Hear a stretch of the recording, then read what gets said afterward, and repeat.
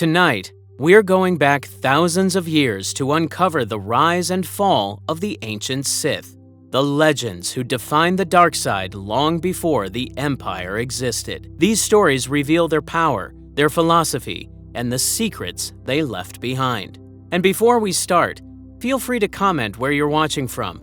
I always enjoy seeing who's here with us. Settle in and enter the old Sith's legacy. Darth Revan saved the Republic, nearly destroyed it, and became something the galaxy had never seen before. This is how one man conquered the galaxy twice and why his story changed everything. But the part most fans never hear is how his story didn't end even after death. To understand all of that, we must go back to exactly 3994 BBY, when a child who would become Revan was born. The Rising Star, a legend story.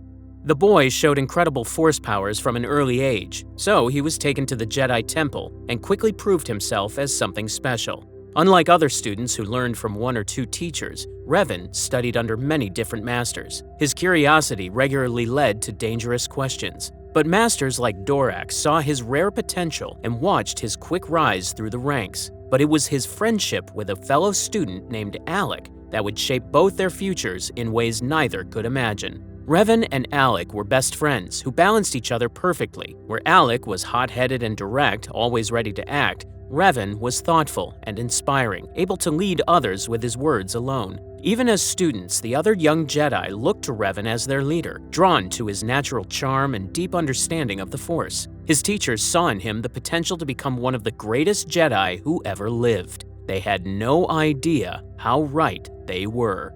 Master Vandar believed Revan would become a hero of the Order, while Master Vrook warned that his thirst for knowledge could lead him down dangerous paths. But even Vrook couldn't deny Revan's amazing abilities or the respect he earned from his fellow students. As he grew stronger in the Force, Revan became fascinated by Force bonds and rare Force powers that most Jedi thought were too dangerous to study. So he started studying ancient methods while diving into forbidden books with an intensity that both impressed and worried his masters. But in 3976 BBY, everything changed when the Mandalorian Neo-Crusaders began their brutal invasion. The Mandalorians swept through Republic space with terrifying efficiency, conquering world after world as their war machine crushed everything in its path. Civilians died by the millions as entire sectors burned and whole species faced extinction, and the Jedi Council did nothing to stop the slaughter. The Council claimed they sensed a bigger threat behind the Mandalorians, some hidden enemy pulling the strings from the shadows. They urged patience, meditation, and trust in the Force, advice that felt empty to young Jedi watching innocent people die. Revan couldn't stand it anymore and decided to take action. He began speaking out against the Council's inaction, arguing that the Jedi had a sacred duty to protect the innocent from harm. His natural charm and passionate beliefs drew followers. First Alec, then dozens of other young knights who shared his frustration. These rebel Jedi became known as the Revanchists, named after their charismatic leader. But the Council remained inactive and grew increasingly unhappy about Revan's movement. The Mask of Justice. Despite the Council's warnings, Revan continued investigating Mandalorian activities, determined to uncover the truth behind their brutal war. This led him to Cathar, home world of the feline humanoid species. What he found there would plant the first seeds of darkness. Hidden in the ruins, Revan discovered a Mandalorian mask that called to him through the Force. The moment he touched it, everything changed. The Force showed him a terrible vision, the complete genocide of the Cathar people years earlier. He watched helplessly as Mandalorian forces herded thousands of innocent Cathar families to the ocean's edge for execution. He saw families torn apart, children crying for parents who would never answer, and brave warriors fighting desperately to protect the innocent. When one brave Mandalorian warrior tried to stop the slaughter, she was executed by Cassus Fett. The leadership showed no mercy for dissent. Holding the fallen warrior's mask, Revan made a vow that would define him. He would take up her cause and wear the mask until the Mandalorians were defeated completely. In that moment, the young Jedi became Revan. Even the Council couldn't ignore the overwhelming evidence of genocide. Grudgingly, they allowed Revan and his followers to join the war as a Republic Mercy Corps. What followed was a masterclass in military strategy and the beginning of Revan's transformation. Revan proved to be a tactical genius, developing strategies that turned Mandalorian strengths against them. Victory after victory followed, but each triumph came at a cost. War changes everyone, even heroes. As the conflict dragged on, Revan began adopting his enemy's ruthless methods to achieve victory at any cost. Supreme Chancellor Tol Kressa appointed him Supreme Commander, giving him unprecedented power. The greatest tragedy was yet to come, beyond the edge of known space where an ancient evil waited. The price of victory. By 3960 BBY, Revan faced a terrible choice that would change everything he thought he knew about war, victory, and the price of peace. The war was stuck despite years of fighting. Mandalore the Ultimate commanded forces that seemed impossible to defeat through normal means, their warrior culture making them nearly unbreakable. The Republic was bleeding resources and lives, while the Mandalorians grew stronger with each passing day. So Revan built something never seen before. The Mass Shadow Generator, a super weapon that generated a gravity well so intense it pulverized both fleets and tore Malachor V's surface apart within minutes. The device was designed by Bao Dur, a Zabrak engineer who would later regret his creation. Revan's plan was simple but devastating. Lure the Mandalorians to Malachor V, activate the weapon, and end the war in one catastrophic blow. He placed his most trusted general, Mitra Surik, in command of half the Republic fleet with a deadly mission: serve as bait to draw the Mandalorians into their final trap. Many of the Jedi and soldiers assigned to this mission were those who had questioned Revan's increasingly brutal methods, and some believe this wasn't a coincidence. Revan may have seen this as the perfect opportunity to eliminate dissent while achieving victory. The battle was everything Revan had planned, as massive fleets clashed in orbit around Malachor V. Mandalore himself challenged Revan to single combat aboard his flagship in a duel that would decide the fate of the galaxy. These two legendary warriors fought with everything they had, Revan's lightsaber meeting Mandalore's sword in an epic battle. Despite Mandalore's incredible skill, Revan emerged victorious, but Mandalore's final words revealed a shocking truth. The Mandalorians weren't acting alone. There was a greater threat, an ancient enemy controlling events from the shadows. Then, the Mass Shadow Generator activated, creating a gravity well so powerful that hundreds of ships from both sides were crushed into Malachor V's surface as thousands died in seconds. The planet itself cracked to its core, becoming a wound in the Force that would never heal, while Mitra Surik was cut off from the Force entirely. The war was over, and the Mandalorians surrendered completely. But the victory came at a terrible cost. Revan had won, but at the price of his own soul. And soon, he would discover that this victory was exactly what his true enemy had wanted all along. Into the darkness. Haunted by Mandalore's dying words that a hidden Sith Lord had manipulated the entire war, Revan couldn't rest while the Republic celebrated its victory. Convinced something greater lurked beyond known space, he and Malak followed the scattered clues into the unknown regions. The two friends had changed during the long years of fighting.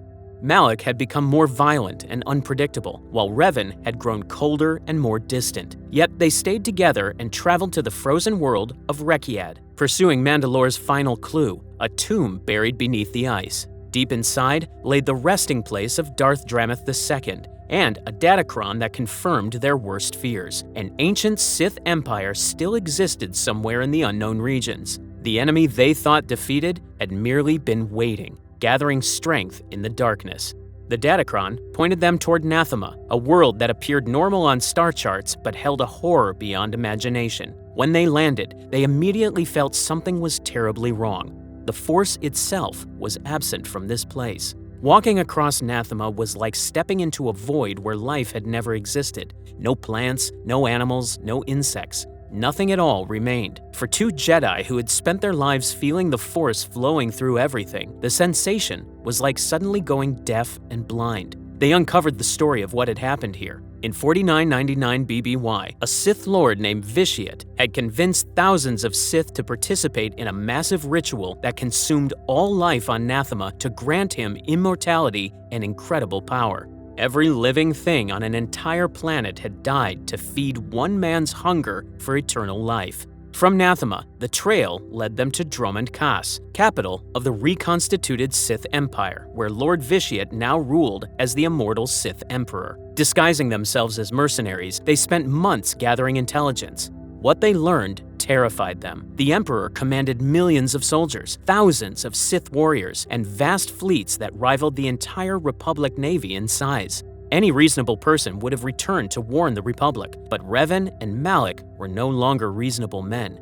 They convinced themselves that they could handle the Sith Emperor alone. When they finally confronted him in his throne room, he was waiting for them. But instead of the epic lightsaber battle they expected, something far worse happened. The Emperor didn't even stand up. With casual ease, he reached into their minds and broke them completely. The Emperor gave them new names, Darth Revan and Darth Malak, and sent them back to Republic space with a mission: find the ancient Starforge and prepare for his invasion. But the Emperor had made one critical mistake. He underestimated their strength of will, and that mistake would come back to haunt him.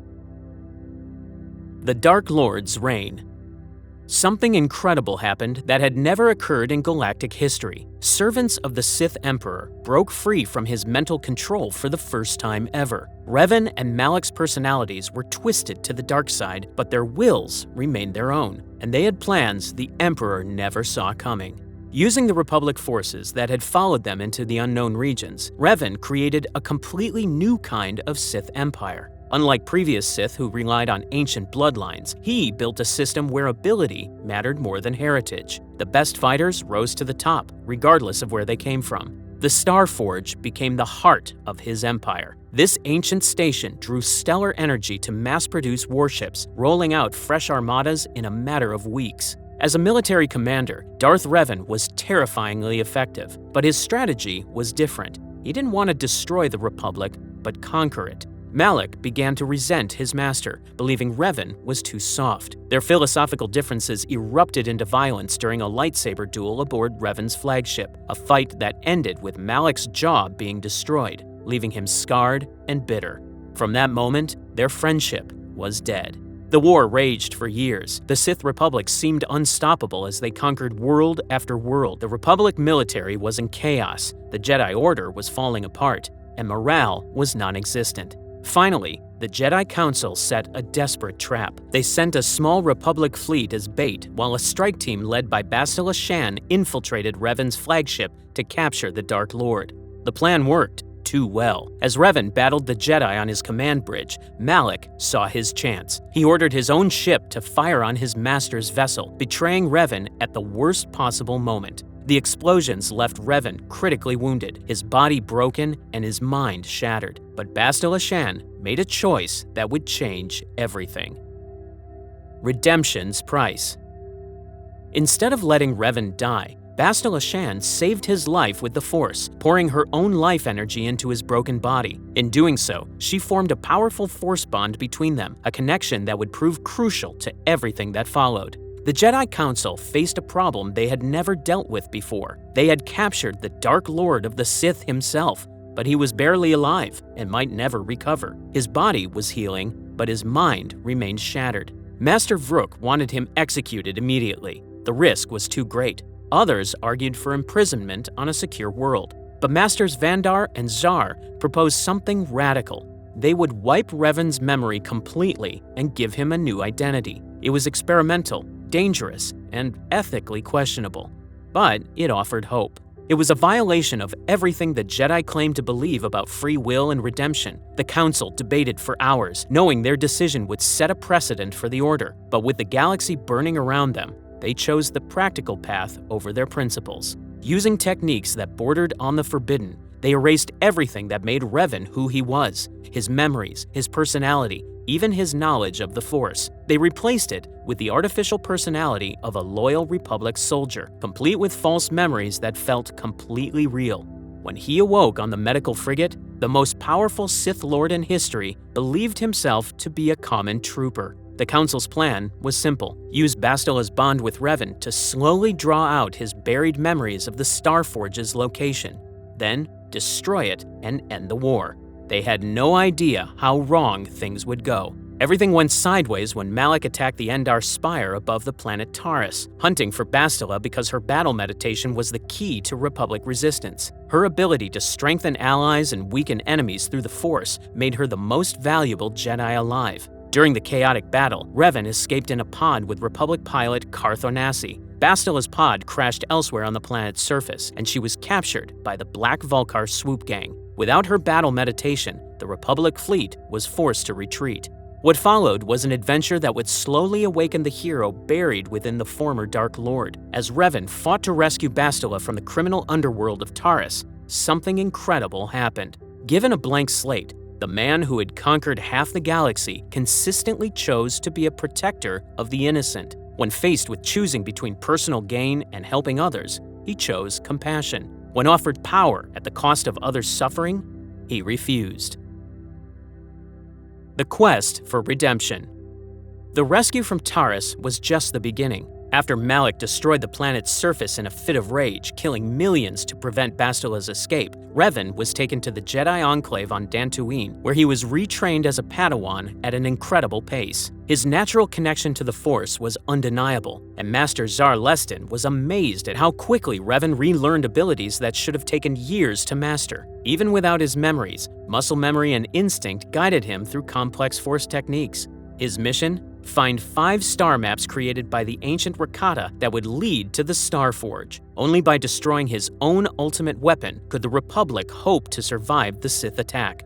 The quest took him across 5 worlds, each one a test of his character and resolve that would reveal who he truly was beneath the surface. On Tatooine, he encountered the Sand People and chose diplomacy over violence, using the protocol droid HK-47 to negotiate a peaceful solution that ended raids on moisture farmers. On Kashyyyk, he helped the Wookiee Zalbar reclaim his honor and overthrow his corrupt brother instead of supporting the easier path of working with slavers. On Manan, he protected the ocean world's ecosystem rather than exploiting it for military advantage. On Korriban, he infiltrated the Sith Academy and turned Sith teachings against themselves, convincing fallen Jedi to abandon the dark side. Each choice revealed a pattern.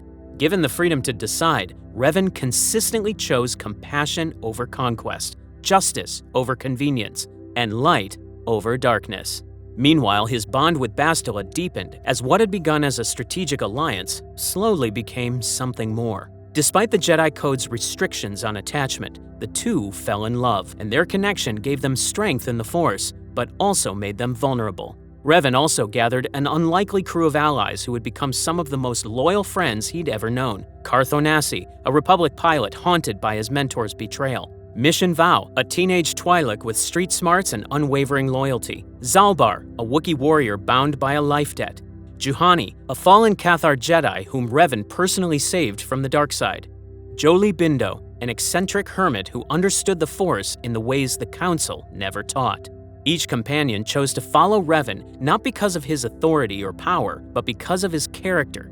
They saw someone worth believing in. But the past has a way of catching up with even the most carefully buried secrets. Admiral Saul Karath, Carth's former mentor who had defected to the Sith, captured the Ebon Hawk using an interdictor cruiser. In the torture chambers of the massive warship Leviathan, Karath began systematically breaking down Revan's companions to get to Bastila.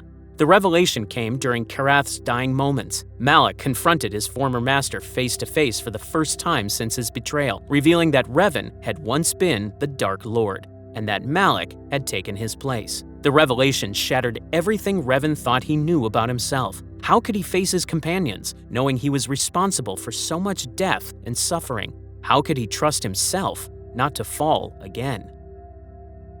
The dark truth revealed. Learning that he had once been Darth Revan devastated the redeemed Jedi more than any physical wound ever could. The knowledge that he had been responsible for the very war tearing the galaxy apart, that he had corrupted Jedi and killed innocents, that his own creations were now being used against the Republic.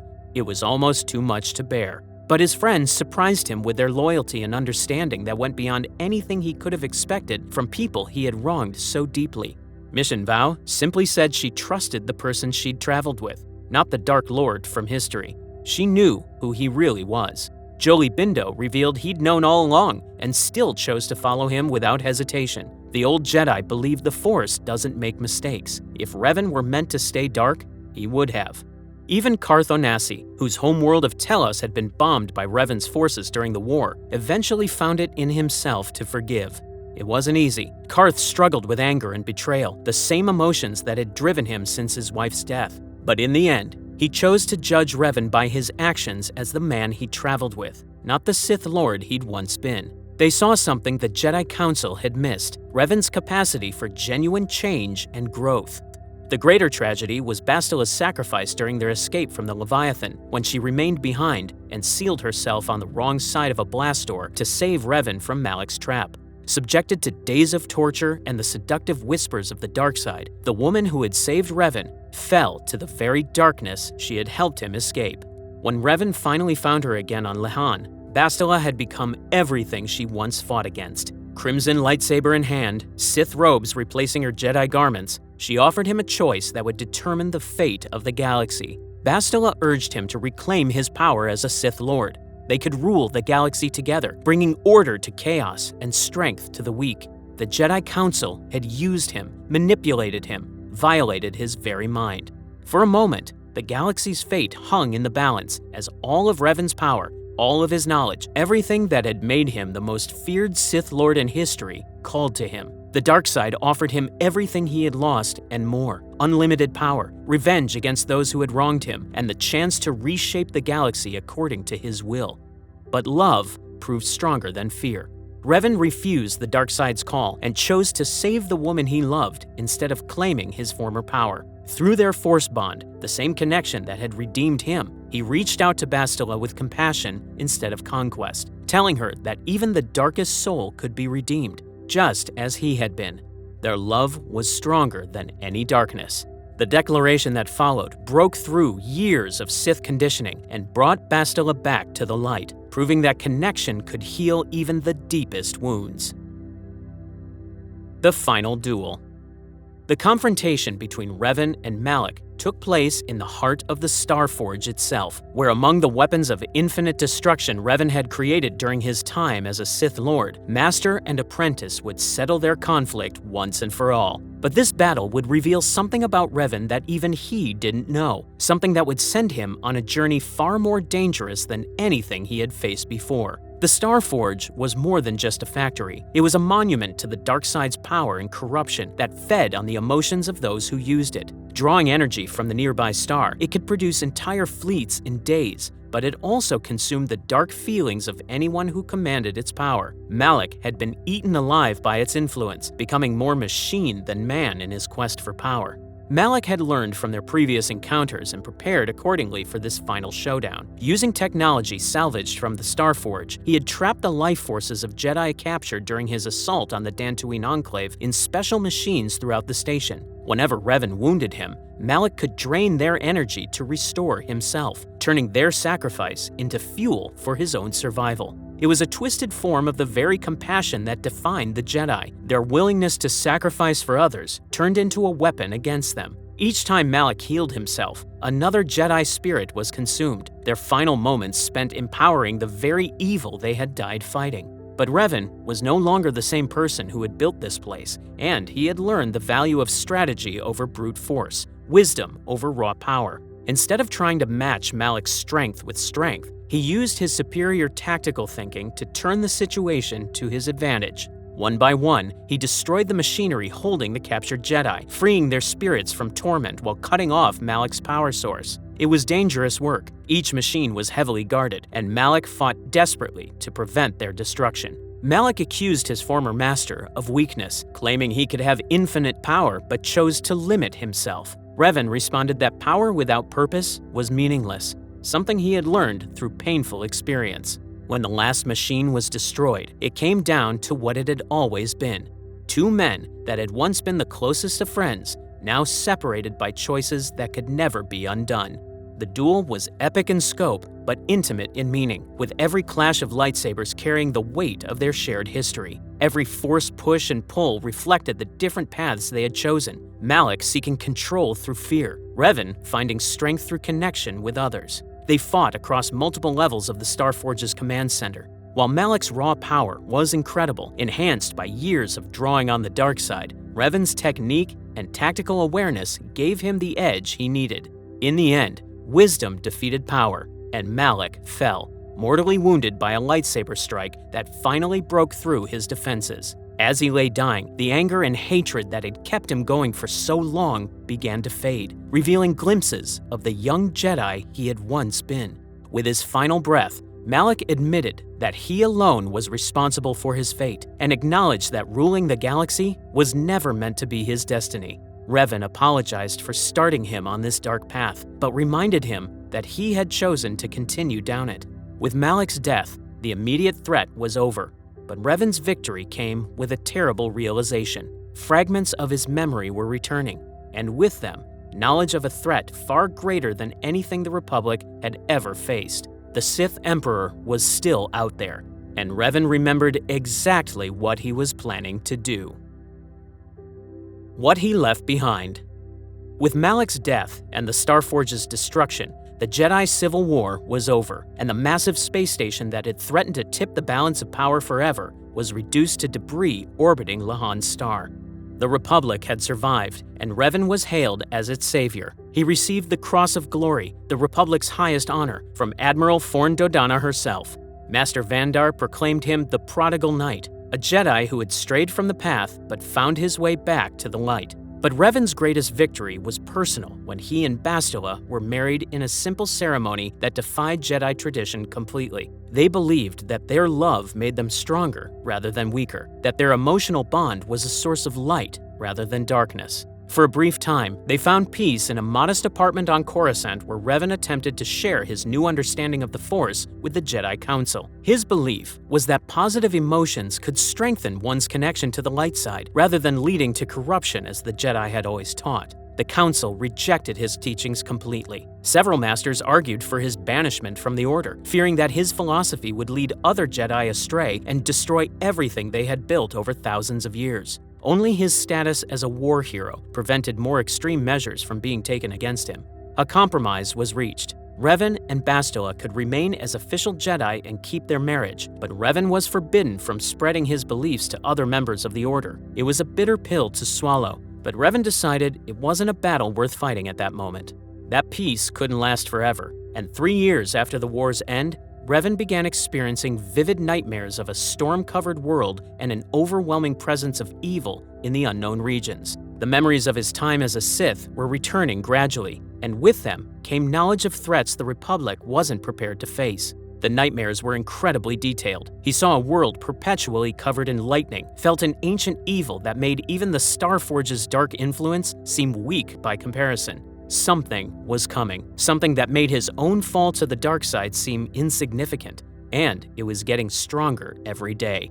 When Bastila told him she was pregnant with their son, Revan faced an impossible choice that would define the rest of his life. Stay with his growing family and live in happiness, knowing that future generations would pay the price for his inaction, or venture into the unknown to face a threat that might not emerge for decades or even centuries. The decision tore him apart because he wanted nothing more than to hold his child, to teach his son about the Force, to grow old with the woman he loved. But the visions were getting stronger, and he could feel the dark presence in the unknown regions growing more active with each passing day.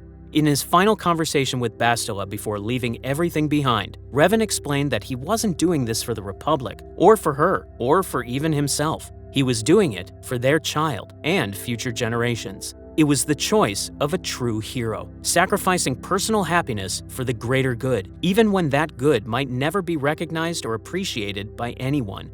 Revan departed for the unknown regions alone, leaving behind his pregnant wife and the son he would never know. Bastila named their child Vanner, an anagram of his father's chosen name, and every night she dreamed of her husband, sensing through their bond that he was still alive, but in terrible danger. The Republic celebrated peace, while its greatest hero walked into darkness to face an enemy that no one else even knew existed. But Revan's journey into the unknown regions would lead him to question everything he thought he knew about the Force. The Emperor's Prisoner. Revan's quest led him back to Nathema, the lifeless world where the Sith Emperor had first gained his terrible power. But this time, the Emperor was ready for him and had set a trap. Using Lord Scourge and Darth Nihilus as his helpers, Revan was taken to a secret prison called Maelstrom Prison in the heart of the Maelstrom Nebula, hung in a specially made chamber that kept him alive but helpless. For 300 years, he stayed between life and death, while being tortured by the Dreadmasters who loved breaking strong minds. But even in prison, Revan's will stayed strong despite centuries of pain that would have destroyed weaker people. The Emperor tried to steal Revan's knowledge of the Republic and the Force, but Revan fought back with everything he had, protecting the secrets that could doom billions.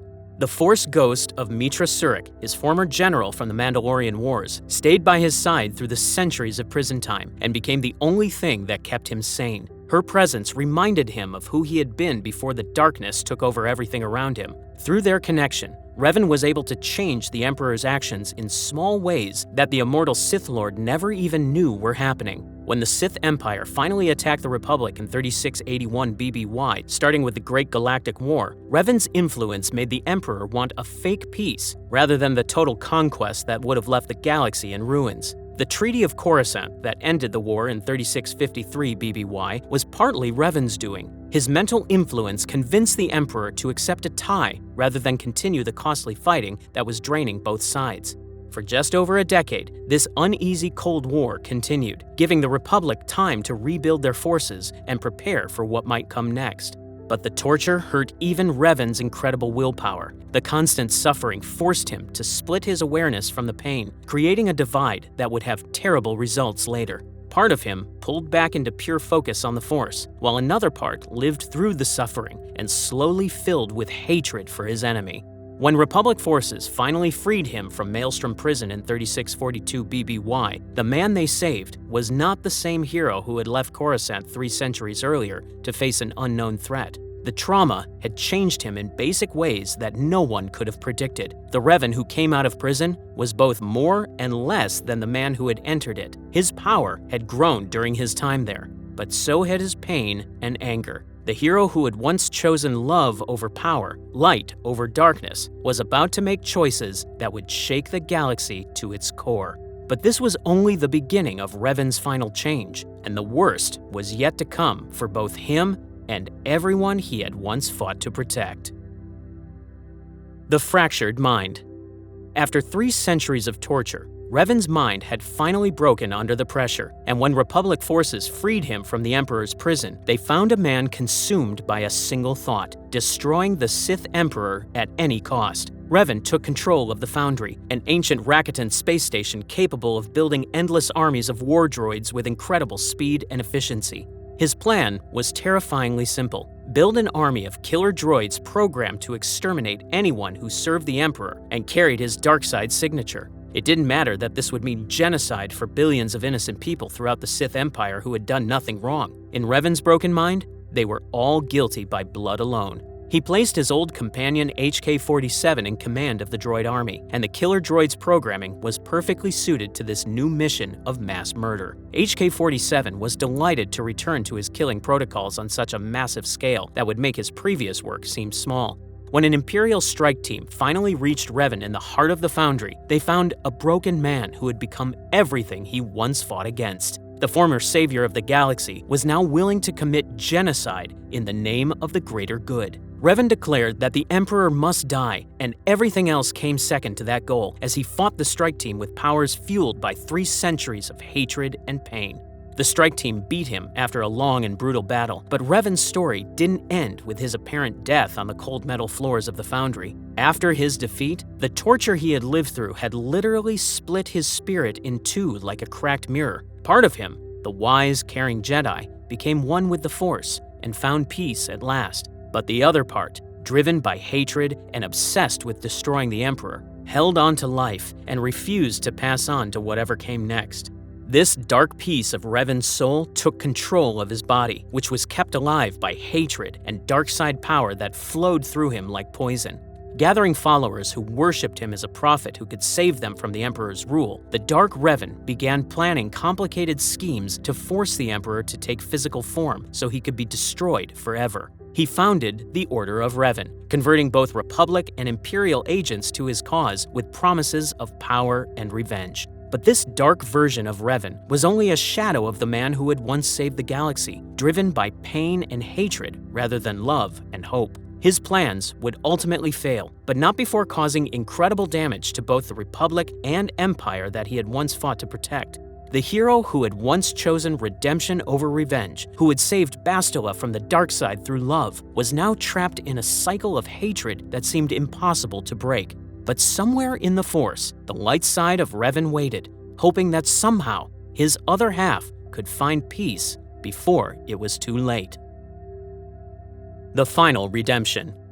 The Dark Revan's plans ultimately led him to Yavin 4, where the Sith Emperor's spirit had gone to hide and recover from his recent defeat. In the ancient temples of that jungle moon, Revan planned to perform a ritual that would force the Emperor into physical form, making him weak enough to kill permanently. When Republic and Imperial forces joined together to stop him, the Dark Revan made his final stand in the Temple of Sacrifice. There, he was faced not only by his enemies, but by his own light side, appearing as a Force spirit to beg his fallen half to stop this madness. The light side spirit told his dark half that hatred had consumed his wisdom and compassion. The fight was as much about ideas as it was about lightsabers and force powers. The light side spirit argued for balance and saving people, while the dark side piece insisted that any sacrifice was justified to stop the Emperor's evil. The Dark Revan was shocked to realize that his plans had actually given the Emperor exactly what he needed to become strong again. Everything the Dark Revan had done had only made things worse.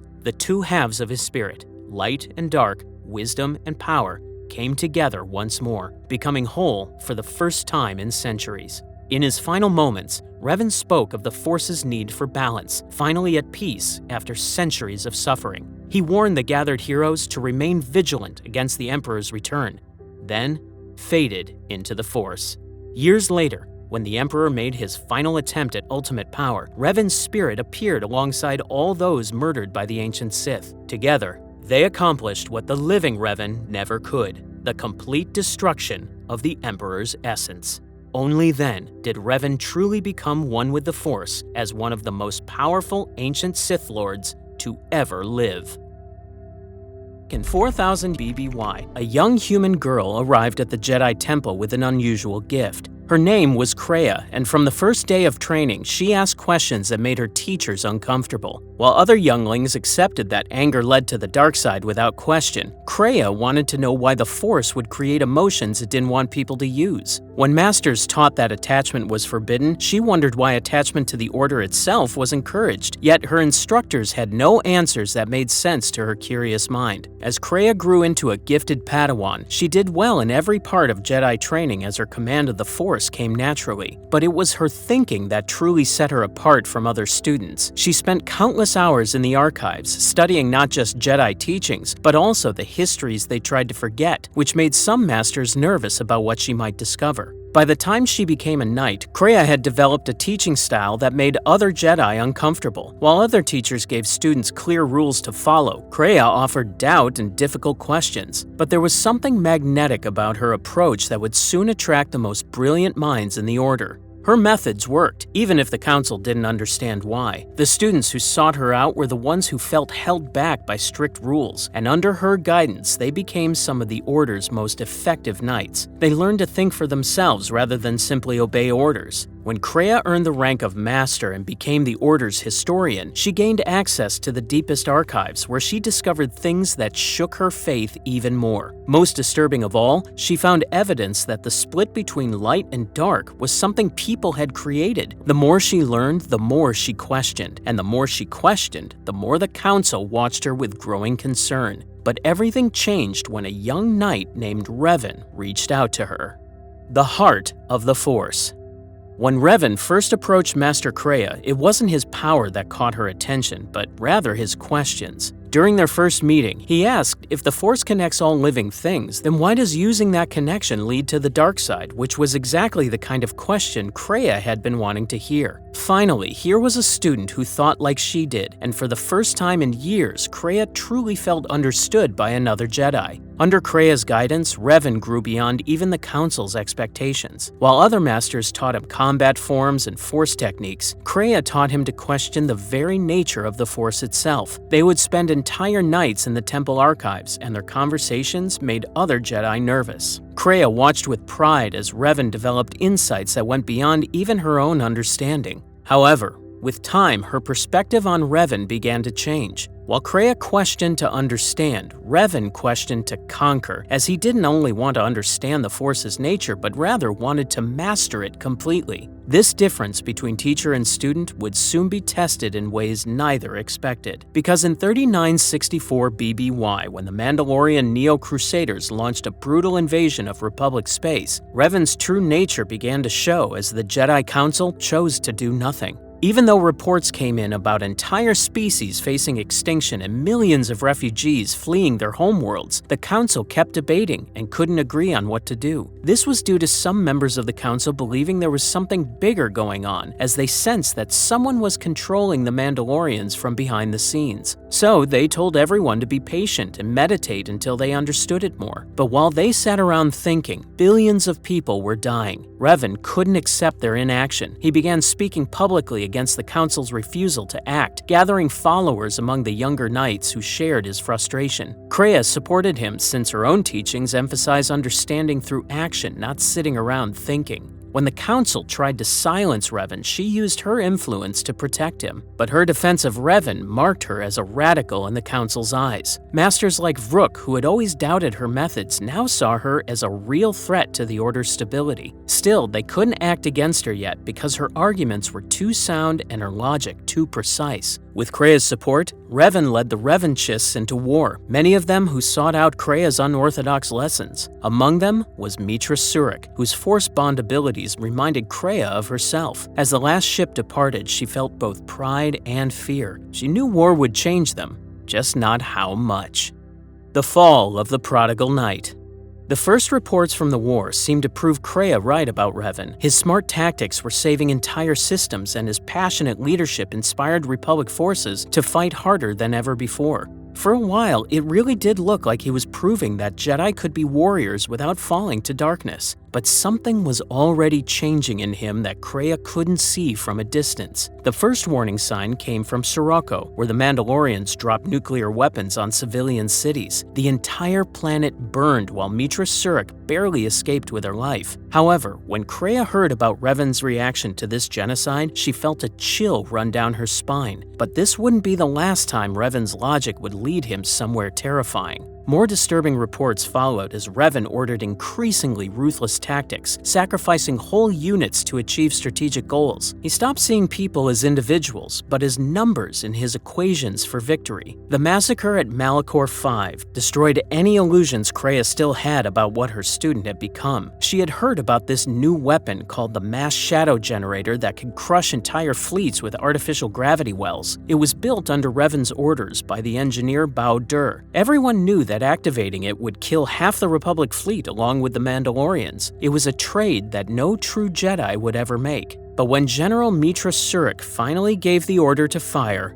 everything went dark. The moment news of the massacre at Malachor 5 reached Kreia, she finally understood her failure as a teacher. She had taught Revan to question everything and everyone except himself. Without that self-reflection, he had become exactly what the Jedi Council feared, someone who could justify any horror if it meant victory. But Revan's transformation wasn't complete yet. Something even worse was coming. When Revan returned from the unknown regions as a Sith Lord, leading a massive fleet against the Republic, the Jedi Council needed someone to blame. They found their target in Kreia. The trial was a mockery of justice from the start. Master Vrook led the attack, spitting the words as he accused her of poisoning their students' minds, claiming that every Jedi who fell to darkness had once been her student. Kreia argued that the Council feared the very questions her students dared to ask, but her fate was already sealed. The Council stripped her of her rank and lightsaber in front of everyone. As Kreia left the Council chambers for the last time, holding her empty lightsaber, she understood something important. The Jedi were just as scared of the truth as the Sith were. She suddenly saw that the Order cared more about following rules than being honest. They wanted everyone to think the same way instead of really understanding things.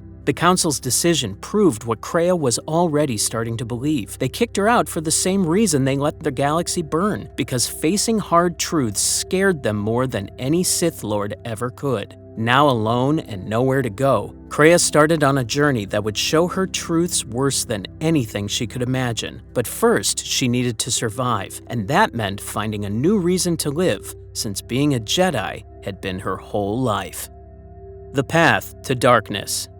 After getting kicked out and betrayed, Kreia spent years wandering the Outer Rim and doing every job she found. When she visited poor worlds, regular people just trying to survive didn't care about the Force at all. To a farmer on Tatooine fixing his water machines or a miner on Telos scared of cave-ins, the endless war between Jedi and Sith meant nothing. This realization planted a dangerous seed in her mind that would grow into something terrible. It took years of wandering before Kreia finally understood the pattern. Every place she visited showed her the same thing. When the light side got strong, the dark side would rise up to fight it, and billions died in these wars. Yet somehow the Force itself grew stronger from all that death. The Jedi and Sith weren't enemies at all, but instead they were both prisoners in the same jail, with the Force keeping them locked up forever. She heard rumors about forbidden knowledge on Malachor 5, because while Revan's superweapon had destroyed this planet, somehow Traius Academy still stood in the middle of all that destruction. It survived by feeding on death around it like a parasite. Kreia went into the Academy alone, even though the dark side tried to break her mind. Thousands of years of evil had built up in that place, but instead of fighting it like a Jedi would, she decided to learn from it. The Academy's libraries held books that everyone wanted destroyed. One book said the Force feeds on war and gets stronger when people fight, while another claimed it didn't matter who won because the Force always gained power from conflict. These texts said the Force wasn't helping anyone, but actually making people fight each other so it could grow stronger. When Kreia understood this, she fell to her knees because her whole life had been a lie. Everything she'd done as a Jedi had actually helped the Force control people. She realized that life didn't serve the Force.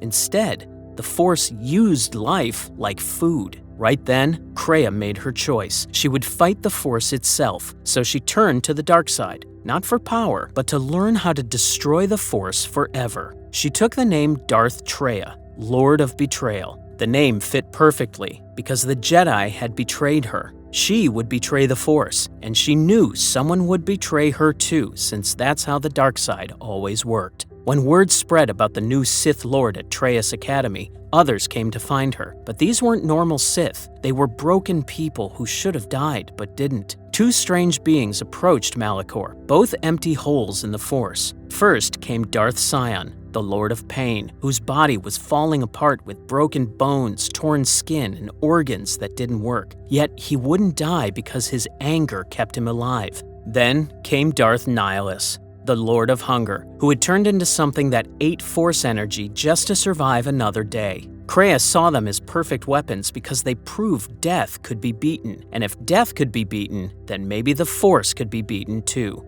The three formed the Sith Triumvirate. Though Sion and Nihilus thought they were rebuilding the Sith Empire, Kreia had bigger plans. She would use them to destroy both Jedi and Sith, then kill the Force itself. First, she needed to teach them powers that would make them unstoppable, but that teaching would cost her everything. The Shadow War.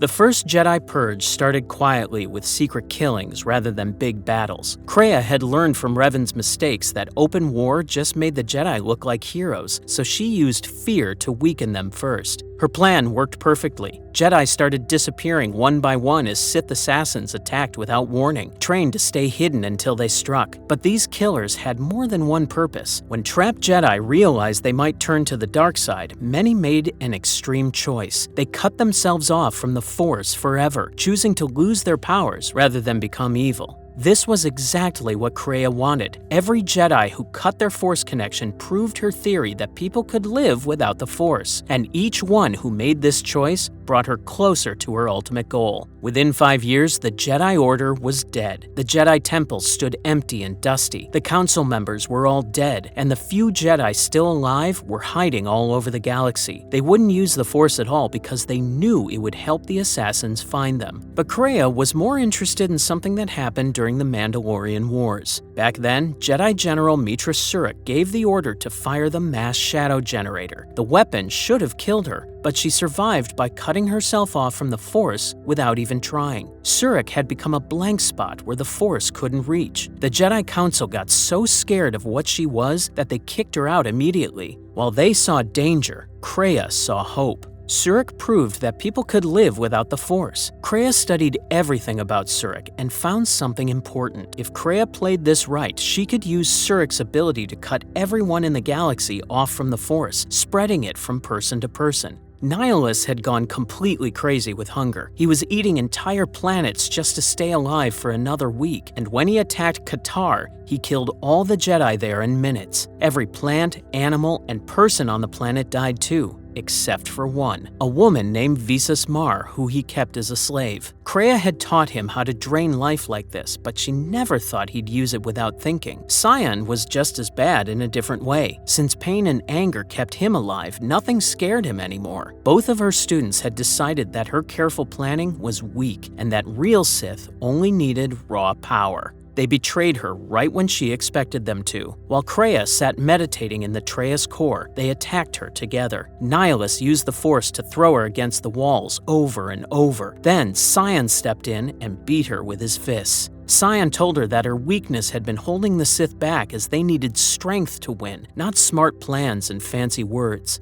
They ended it by cutting her off from the Force, taking away all her power but leaving her alive. Kreia didn't get angry though. She'd been waiting for this to happen. She knew Mitra Surik would return soon, and her betrayal was actually part of the plan. Her body was badly hurt, but her mind stayed sharp as the final phase could begin. The manipulators return.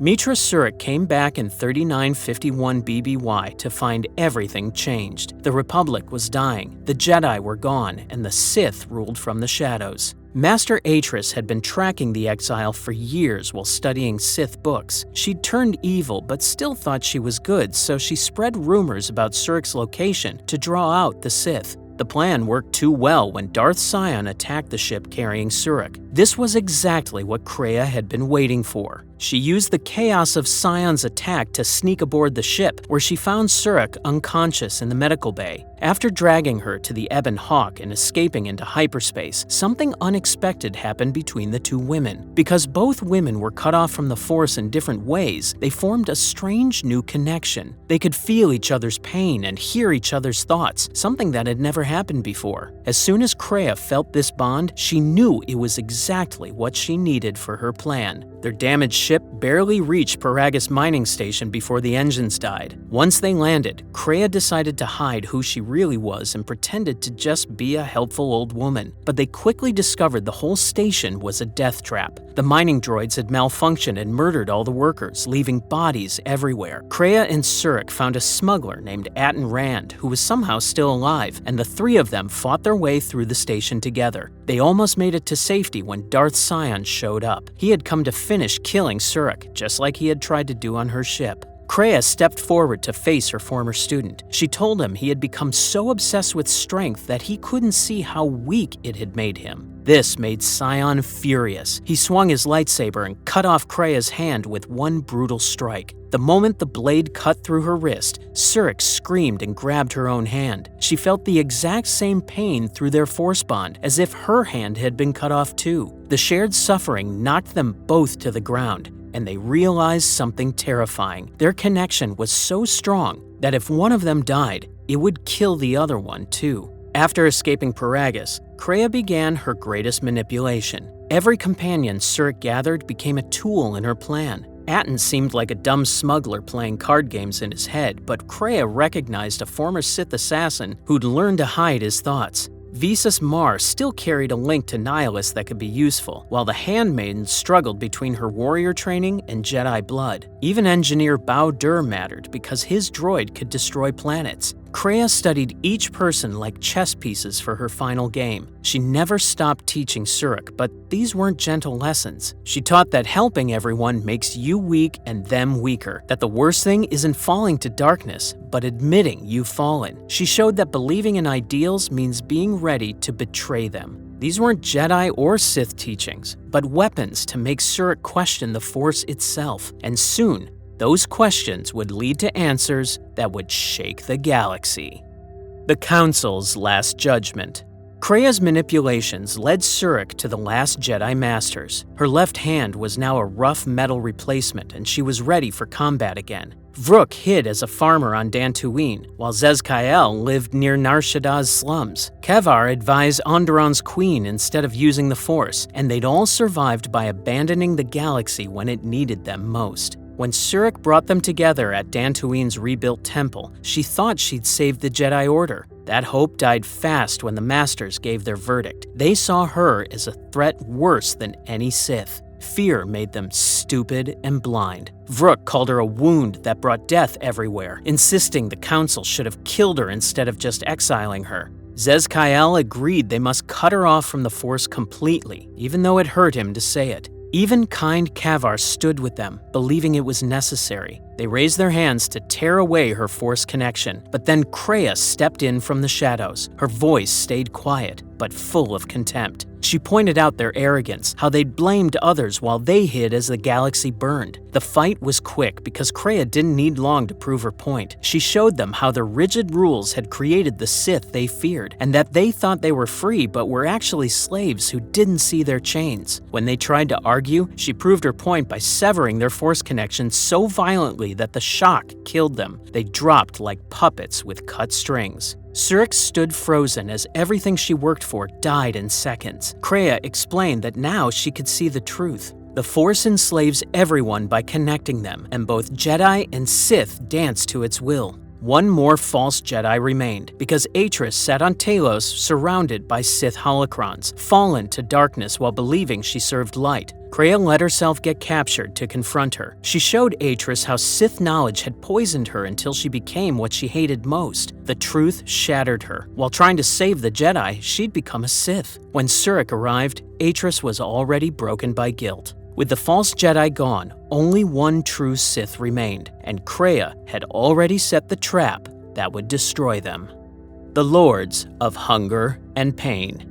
Krea leaked false information about a Jedi Academy on Talos. To Nihilus, starving for Force energy, it sounded like a feast he couldn't resist. His ship, the Ravager, came to Talos ready to feed. The vessel was falling apart, but held together only by his will. Yet instead of helpless Jedi, he found Surik and her allies waiting. Walking through the Ravager was like living a nightmare. The air tasted like death while the crew moved in silence because they were already corpses controlled by Nihilus. When Surik reached him, she understood why everyone feared this creature. Nihilus couldn't speak anymore because his hunger had eaten everything human. Nothing remained behind his mask except darkness and endless need, just a hole that required Force energy to exist. He tried to drain Surik like thousands before her, but for the first time, it didn't work. She was empty like him, with nothing to consume, and the shock stunned him long enough for Visas to strike. When she tore off his mask and revealed nothing underneath, Nihilus vanished like smoke. His ship began breaking apart immediately. Only Sion remained at Treyas Academy on Malachor. His body was completely broken, shattered bones, torn muscles, failing organs, but hatred kept him alive. He died 1,000 times and always came back, making death meaningless to him. Their first duel was pointless because every wound healed instantly, every severed limb reattached through pure will, and Sion didn't need skill when he couldn't die. He told her she couldn't win because the Force wouldn't let him die. By their second fight, Surik had learned something important. Physical wounds meant nothing to someone powered by pain, so she used words instead. While they fought, she spoke to the man trapped inside the monster. She told him his strength was a lie. He wasn't immortal, but just a prisoner who'd forgotten he held the key. The words cut deeper than any blade ever could. Doubt cracked his focus, and his body fell apart faster than he could fix it. He admitted he was tired after so many years of pain, wondering what it was all for. Surik offered something new, permission to let go. Not defeat, but freedom from suffering. Sion looked at her with dead eyes that suddenly showed emotion. Sion finally admitted he was exhausted by endless pain and accepted the peace she offered. His body became dust, while his face showed peace for the first time in decades. Now, only Krea waited in Malachor's heart, and the student would have to surpass the teacher, or the galaxy would pay the price. Master and student. Deep in the Treyas core, Krea waited. When Surik arrived, Kreia dropped all pretense. She'd been many things: teacher, historian, Jedi, Sith. But in the end, she was just someone who saw too much truth. The Force wasn't an ally or tool, but everyone's master. She explained her plan completely. Using Malachor as a focal point, combined with their bond and Surik's nature, she'd create an echo across the galaxy. It wouldn't kill anyone, but would cut them off from the Force forever. No more Jedi or Sith meant no more Force wars, so the galaxy could finally choose its own path. Surik understood the appeal because billions had died in Force wars. Billions more would die in future conflicts. Yet, she saw the flaw. By forcing this on everyone, Kreia would become just like the Force she hated. Kreia's certainty cracked as she insisted she'd bear that sin gladly if it freed others. Words became combat as their philosophical debate turned physical. Kreia fought with 3 purple lightsabers, 1 in her hand and 2 floating through the Force. Each moved independently in patterns impossible to counter. But Surik had learned from everyone she'd met. She'd used their bond to predict attacks while channeling her companions' teachings. Atton's chaos, Visa's awareness, Brianna's precision, and Bao-Dur's determination. While fighting, Kreia showed visions of future wars and endless death, insisting all of it could end if they stopped the Force now. Surik had learned too well. She reminded Kreia that controlling everyone's fate made her no different than the Force. The question hit harder than any lightsaber because Kreia realized that freeing the galaxy would make her its new tyrant. They fought on the central platform while Malachor died around them. Chunks of planet floated in space as gravity failed completely, and the ground shook with the world's death throes. Kreia's technique stayed perfect even as exhaustion set in, but perfection is predictable. Surik fought as something new, neither Jedi nor Sith, but beyond both. The moment came suddenly when Surik's blade found its target. As Kreia lay dying, the Sith Lord mask fell away. Only a tired old woman remained. She felt genuine pride because Surik had passed the ultimate test. By choosing her own path instead of Kreia's, Surik gave her teacher what she wanted most: proof that people could think for themselves. She became the student Kreia always wanted, succeeding where Revan had failed. Darth Malgus was not always the monster we know him as today, because his devastating story actually started with him being just a young boy named Vera-Dun, living in the hidden Sith Empire in 3700 BBY. Vera-Dun's Force abilities manifested early and violently. As a young boy living with his adoptive father, an Imperial scientist, he deliberately chose to test the limits of his dark power. When one of the household's Twi'lek servants displeased him, Vera-Dun reached out through the Force and snapped her neck with a simple thought. This wasn't an accident born from rage, but a calculated experiment to see what he was capable of. The cold precision of the act revealed the sinister potential lurking within the child. Rather than horror, his adoptive father felt only excitement. The boy had a future with the Sith. Imperial law demanded that all Force sensitives be sent for evaluation and training. No single Force user was left behind, as the Sith philosophy required using every tool to its fullest potential. Even slaves who showed Force sensitivity would be recruited for the upcoming war. The day before departure, his adoptive father imparted 3 crucial lessons during a zoo tour that would deeply influence Malgus's philosophy. These lessons about deception, expectations, and empty cages would shape his understanding of power and survival. Vera-Dun was destined for the path of a Sith warrior. His large, muscular frame made this clear as he grew into manhood, but the next chapter would forge who he became: Darth Malgus. This video draws from Star Wars Legends, mainly The Old Republic and Paul S. Kemp's Deceived. It took a lot of research, so I hope you enjoy. The making of a monster. Vera-Dun was sent to train on Dromund Kaas, where he demonstrated formidable lightsaber skills and aggressive combat techniques that would define his fighting style. Something unexpected happened during his academy years. While on a mission to Geonosis, young Vera-Dun encountered a female Twi'lek slave being brutally beaten by her owner. He acted on compassion and freed her. He took her as his personal servant. Her name was Alina Daru. Because attachment was taboo among the Sith, Malgus kept Alina's true role hidden. Officially a servant, she was in truth his partner. devoted to him and often by his side in battle with dual blasters. The name change from Veridun to Malgus occurred when he was recruited for Sith training. While his political skills were non-existent, he possessed the mind of a prophet. His ability to draw on the dark side was exceptional. When battling enemies, his fury knew no limits. Had his political skills matched his physical prowess, he would have climbed the Empire's ladder much sooner. The return of the Sith. Eventually, Malgus was assigned to Sith Master Darth Vindiken, a pureblood wielding a double-bladed lightsaber.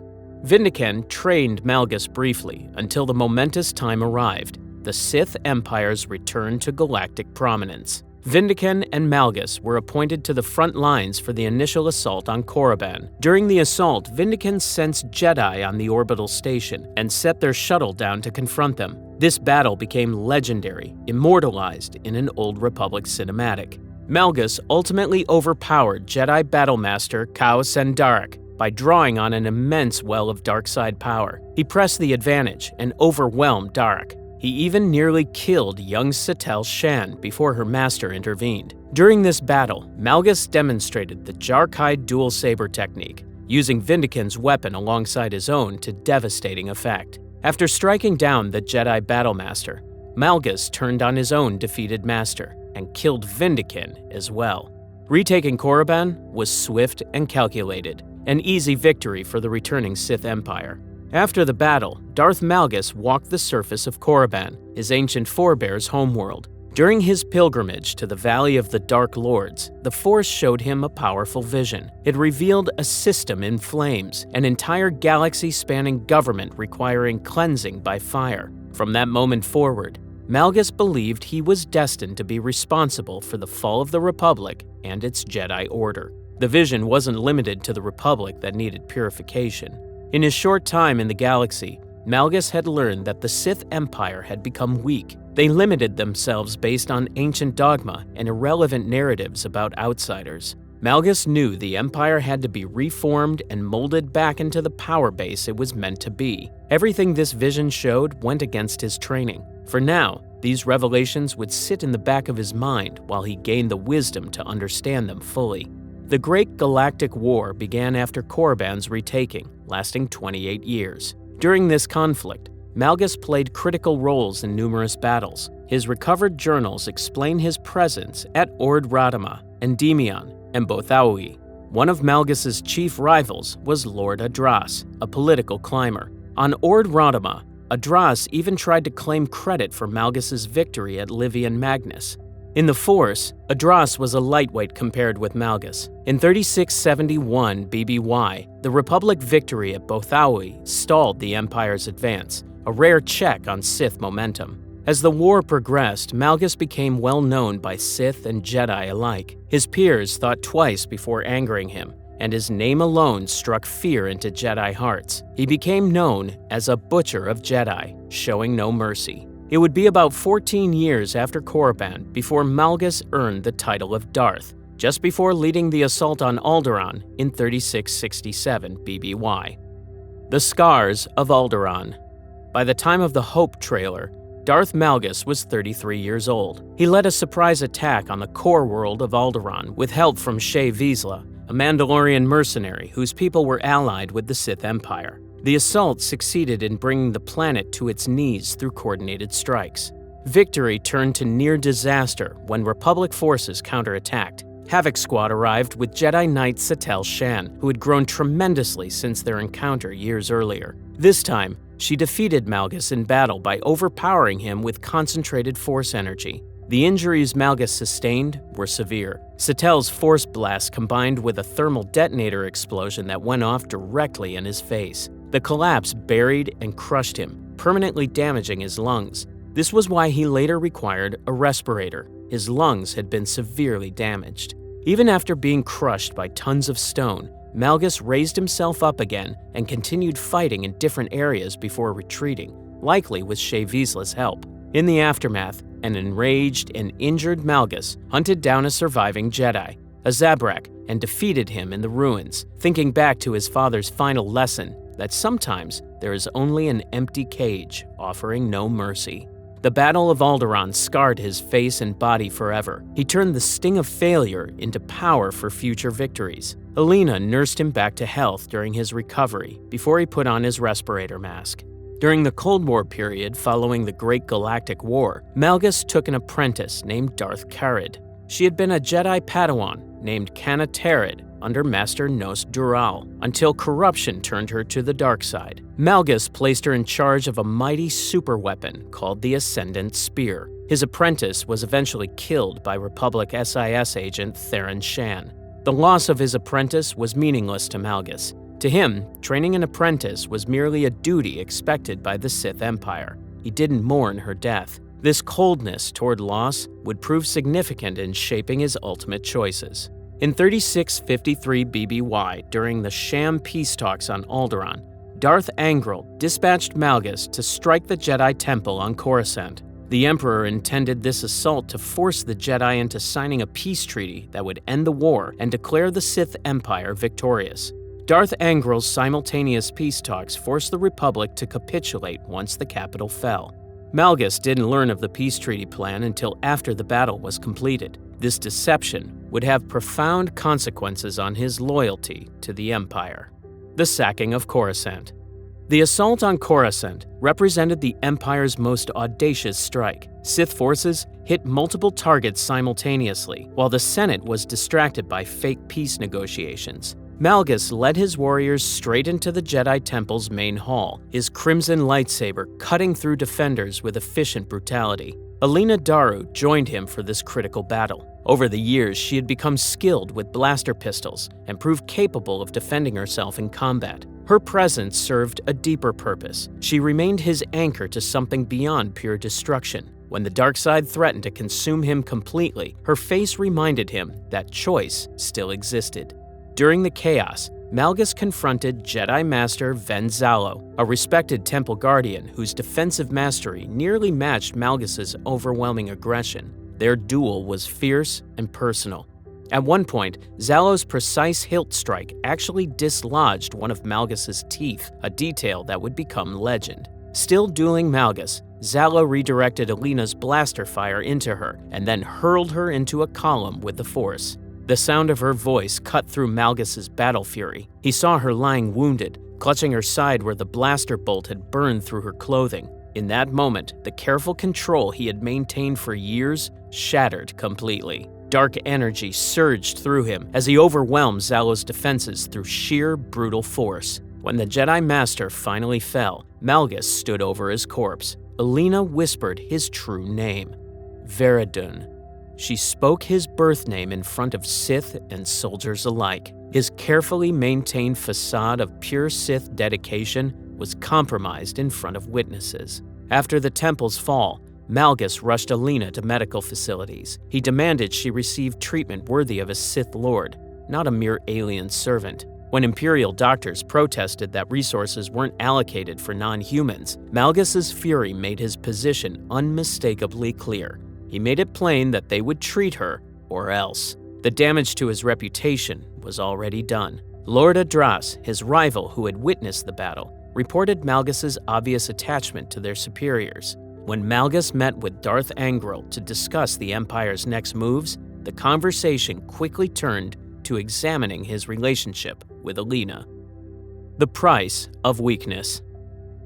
Angral questioned why Malgus showed such concern for a mere servant. Malgus was forced to lie, claiming she was simply a useful tool he didn't want damaged. The explanation satisfied no one.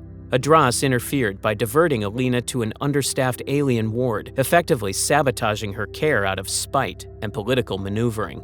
The confrontation between Malgus and Adras nearly erupted into violence right there in Angral's office. Only their superior's intervention prevented immediate bloodshed. He was shunted to orbital blockade duty, a clear punishment after rivals exposed his attachment. During his blockade duty, Malgus learned devastating news that would reshape his entire worldview. The Emperor had planned the Coruscant assault specifically to force a peace treaty. The war was ending not in total Sith victory, but in negotiated settlement. The notion of peace in any capacity was a betrayal of the Sith code. Malgus could not accept this outcome, and his vision from his youth became crystal clear. A cleansing fire must sweep the galaxy and put an end to failing legacies. For now, he would bide his time and wait for the Force to present an opportunity to act on his prophetic vision. During his frustrating blockade assignment, Malgus encountered a suspicious shuttle attempting to run their checkpoint. The ship's occupants claimed to be spice runners, but the Force warned him something dangerous was aboard. When he attempted to stop the battle, its pilot cursed him and tried to flee. Malgus's forces shot them down, watching the craft crash in a fiery explosion on Coruscant's surface. He could feel through the Force that the Jedi still lived. Research revealed the truth. The shuttle carried Aaron Lanier, former Padawan of Master Ven Zalo, the same Jedi whose deflected blaster shot had wounded Alina. She had gone rogue after sensing her master's death through their Force bond, abandoning the Jedi Order to seek personal revenge against the Sith who had killed him. The ultimate sacrifice. Malgus realized Aaron was hunting him specifically. He decided to hunt her first. He knew exactly where she would go. The ruined Jedi Temple, desperately seeking answers about her master's final moments and the identity of his killer. He waited in the darkness like a predator, hovering above the temple in his personal shuttle. When Aaron finally arrived, the warrior struck with overwhelming force. He leapt from his shuttle, plunging over 100 meters. Lightsaber ignited, he crashed through the temple's ruins and landed nearly on top of his target. Their battle was vicious and deeply personal. Malgus taunted the Jedi. He even equipped and activated Zalo's recovered green lightsaber to mock her grief. This Jedi was different from the others he had faced. Aaron Lanier fought with raw emotion, using her pain and anger as weapons rather than trying to suppress them. She proved strong enough to knock him back with force pushes, agile enough to evade his lightning attacks, and skilled enough to duel him effectively. During their confrontation, she managed to escape with help from her pilot ally, but not before making a chilling promise. Before retreating, Aaron told Malgus she would find a way to hurt him. Then it struck him. If Lanier had accessed the temple's recordings, she would have seen his outburst over Alina. She had seen his greatest weakness. It was not a risk Malgus was willing to take. For the first time in his adult life, he felt genuine fear, not for himself, but for someone he cared about. He tried to contact Alina immediately, but failed to reach her. Malgus ordered his men to go to her location and ensure her safety. By the time he arrived, his worst fears were confirmed. The Jedi had already taken Alina captive. His fury erupted. Everything he had worked to build, every reputation he had crafted, was being threatened by this single Jedi's quest for revenge.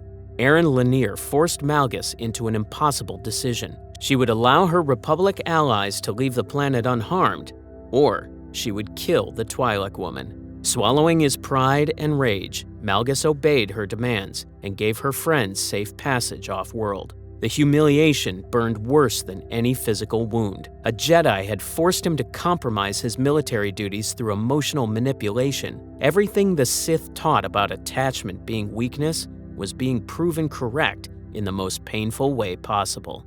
Their final confrontation was everything Malgus had expected and dreaded. Aaron fought with passionate intensity, fueled by grief for her dead master. She lacked the pure hatred necessary to truly embrace the dark side's full power. When Malgus unleashed his complete strength, Force lightning charged with years of suppressed fury, he overpowered her defenses completely. Aaron lay broken and burned on the landing pad, her skin badly scorched by the lightning. Malgus could have killed her easily with a simple gesture. Instead, he made an unexpected choice that revealed the depth of his internal transformation. He returned her lightsabers and allowed her to depart Coruscant unharmed. She had shown him what he must do next, so he let her go.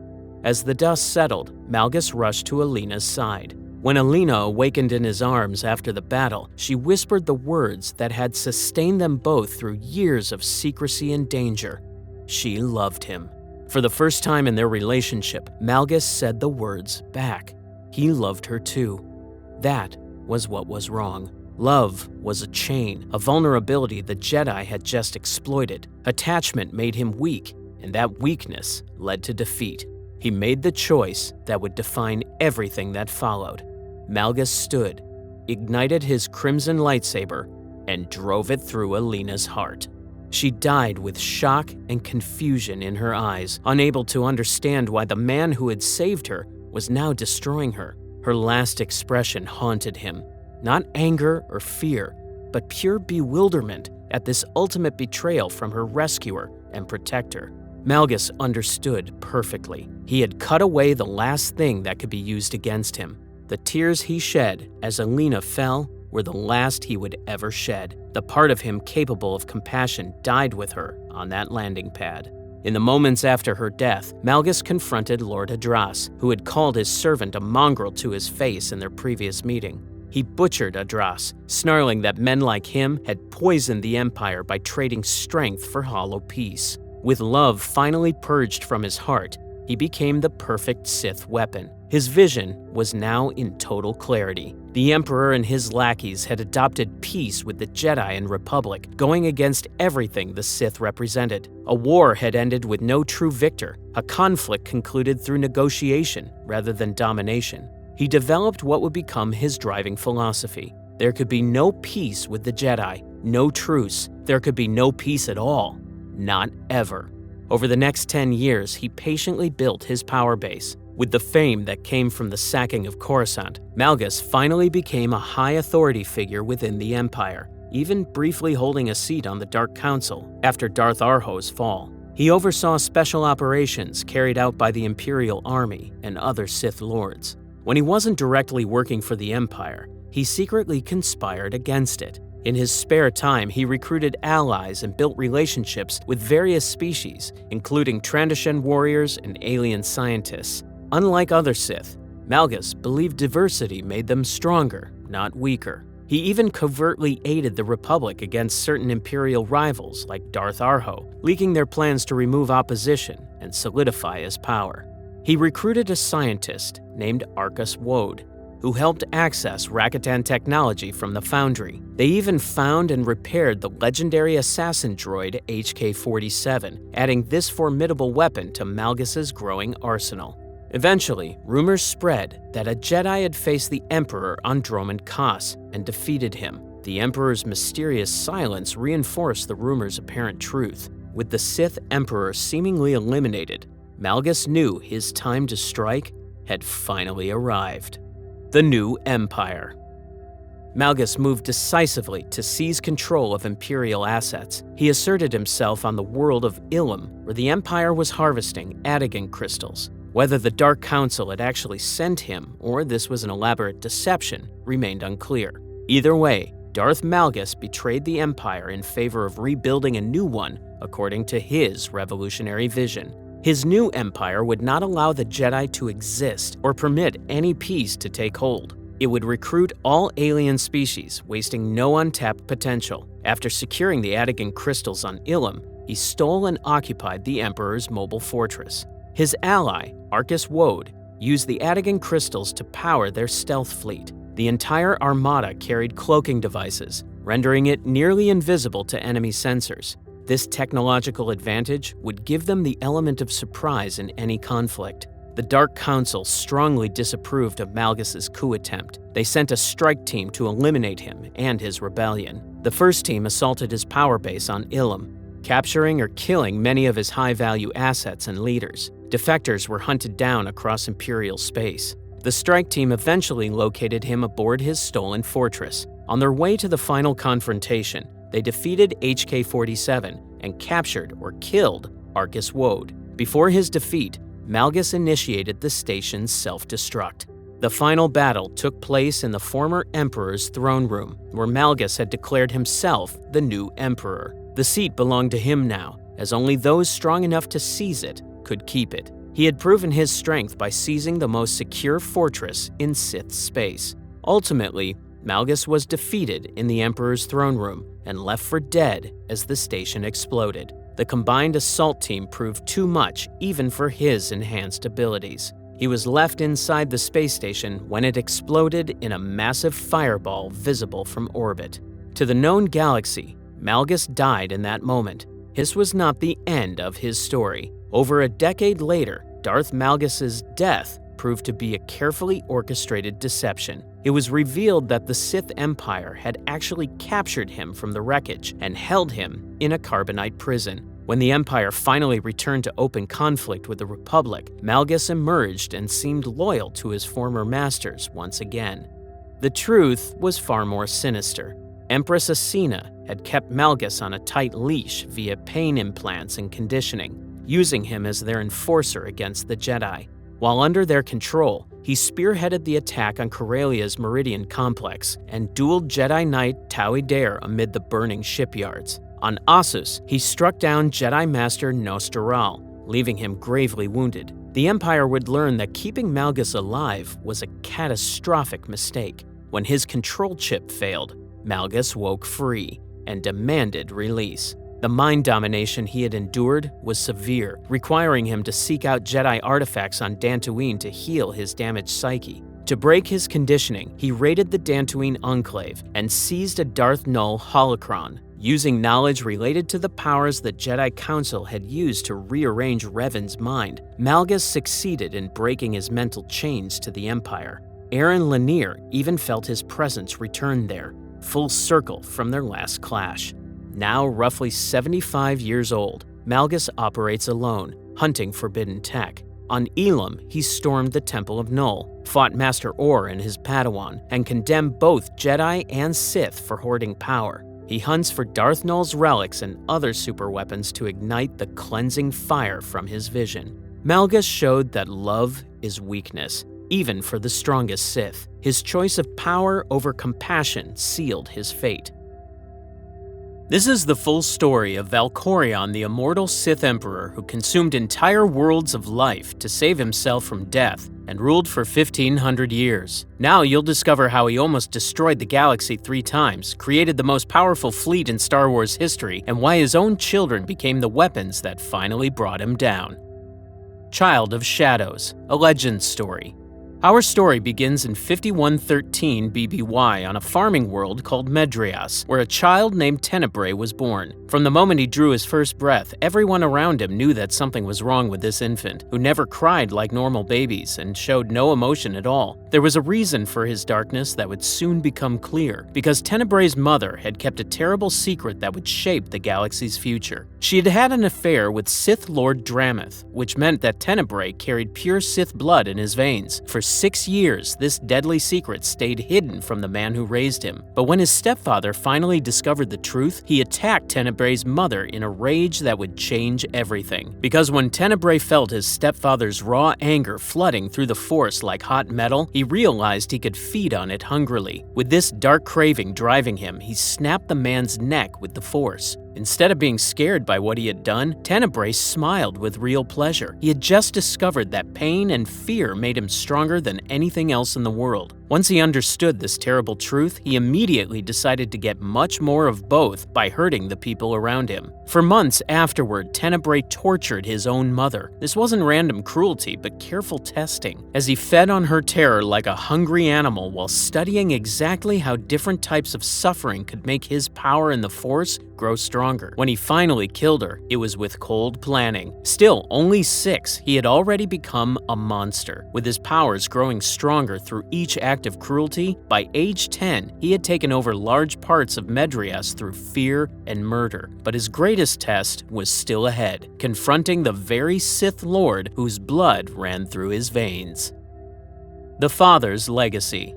When Tenebrae was 10 years old, his true father came looking for him. Sith Lord Drameth had heard strange stories about a powerful child on Medrias who claimed to be his son. Curious about these disturbing reports, he wanted to see the boy for himself. The meeting was short and deadly. When Drameth tried to control his son's mind like any other Sith would, Tenebrae did something that should have been impossible. He turned the attack back on his father, stealing away all of Drameth's Force power and driving the ancient Sith Lord completely completely insane before killing him. Not satisfied with just murder, Tenebrae tapped his father's spirit like a prisoner, keeping Drameth's soul as a weapon he planned to use against his enemies in the future. Now with his father dead, Tenebrae spent the following 3 years taking over the rest of Medrias. By age 13, he controlled the entire world and was ready for the next step in his rise to power. He went to meet Dark Lord Marka Ragnos, who ruled the Sith Empire at the time. Ragnos was so impressed by what the boy had done that he made Tenebrae an official Sith Lord, giving him the new name Lord Vitiate and letting him rule his world, which Vitiate immediately named Nathema. But even with official recognition and his own world to command, his darkest act was still to come. The Consuming Darkness. Lord Vitiate ruled Nathema with iron control for over a century, but then disaster struck. In 5000 BBY, the Sith Empire suffered its greatest defeat in the Great Hyperspace War, as their assault on the Galactic Republic failed miserably, forcing the surviving Sith Lords to flee back to their territories in disgrace. While others saw only failure, Vitiate's smart mind saw a great opportunity hidden within this crushing defeat. He sent a message across the broken Sith Empire. The message promised a special ritual that would give them ultimate power to destroy the Jedi forever. But the thousands of Sith Lords who answered his call had no idea they were walking into a trap. When they arrived on Nathema expecting salvation and ultimate power, Vitiate revealed his true plan. By then, it was far too late to escape. He seized control of all their minds at once in a display of power that should have been impossible. But his hunger went far beyond the assembled Force users. He consumed every living thing on the entire planet. Every death fed more dark side energy into his being, while stripping the Force itself from the world. When the ritual ended, Nathema was completely dead. In exchange for this mass murder, Vitiate achieved something no Force user had ever done before: true immortality. But his hunger was not stilled yet, as he would spend the next 1,000 years building an empire that could finally give him the power he craved. Empire of Shadows.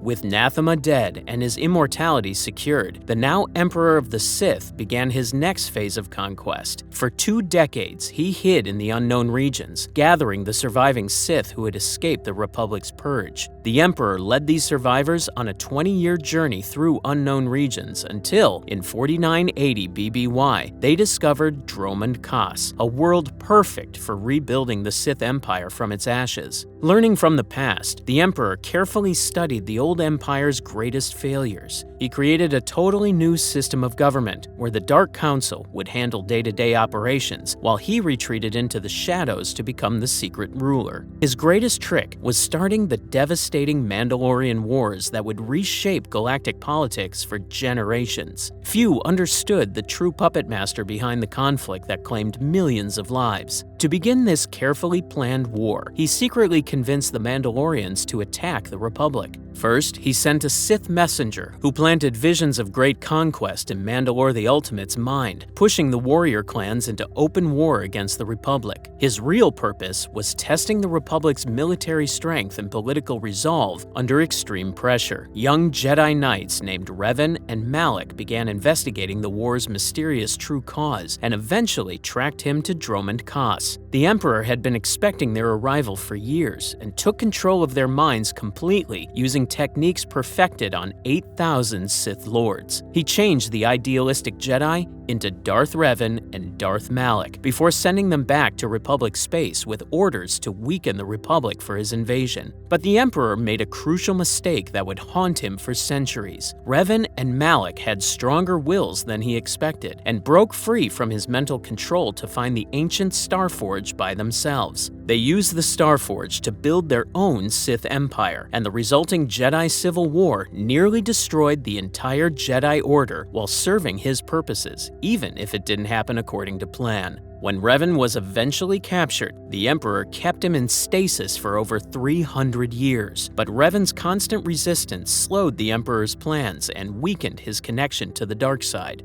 Despite these unexpected setbacks, the Emperor remained patient because he had unlimited time to achieve his goals, while mortal beings could only oppose him for a few decades at most. But his true final goal was far more terrible than conquering the Republic or destroying the Jedi Order. Every war and every death was merely fuel for his final plan, where, when the last living thing in the universe finally died, he would enjoy perfect peace and wait for the cycle to begin again. The Emperor didn't want to rule the galaxy. He wanted to consume it completely. So for the next 1,000 years, he played puppet master from the shadows, always testing, always planning, until in 3681 BBY, his Sith Empire finally came out of hiding and started the Great Galactic War against the Republic. For 30 years, the galaxy burned as his armies took over world after world, even attacking Coruscant itself. Only when he got distracted by other plans did he agree to the Treaty of Coruscant in 3650Y BBY, leaving both sides stuck in an uneasy peace. While this devastating war raged openly across the galaxy, the Emperor was secretly building something much more dangerous in the unknown regions. Because even as he plotted to destroy the Republic, he was already building something that would surpass his wildest dreams of power. But the perfect world he created was about to be destroyed by the one thing it couldn't survive: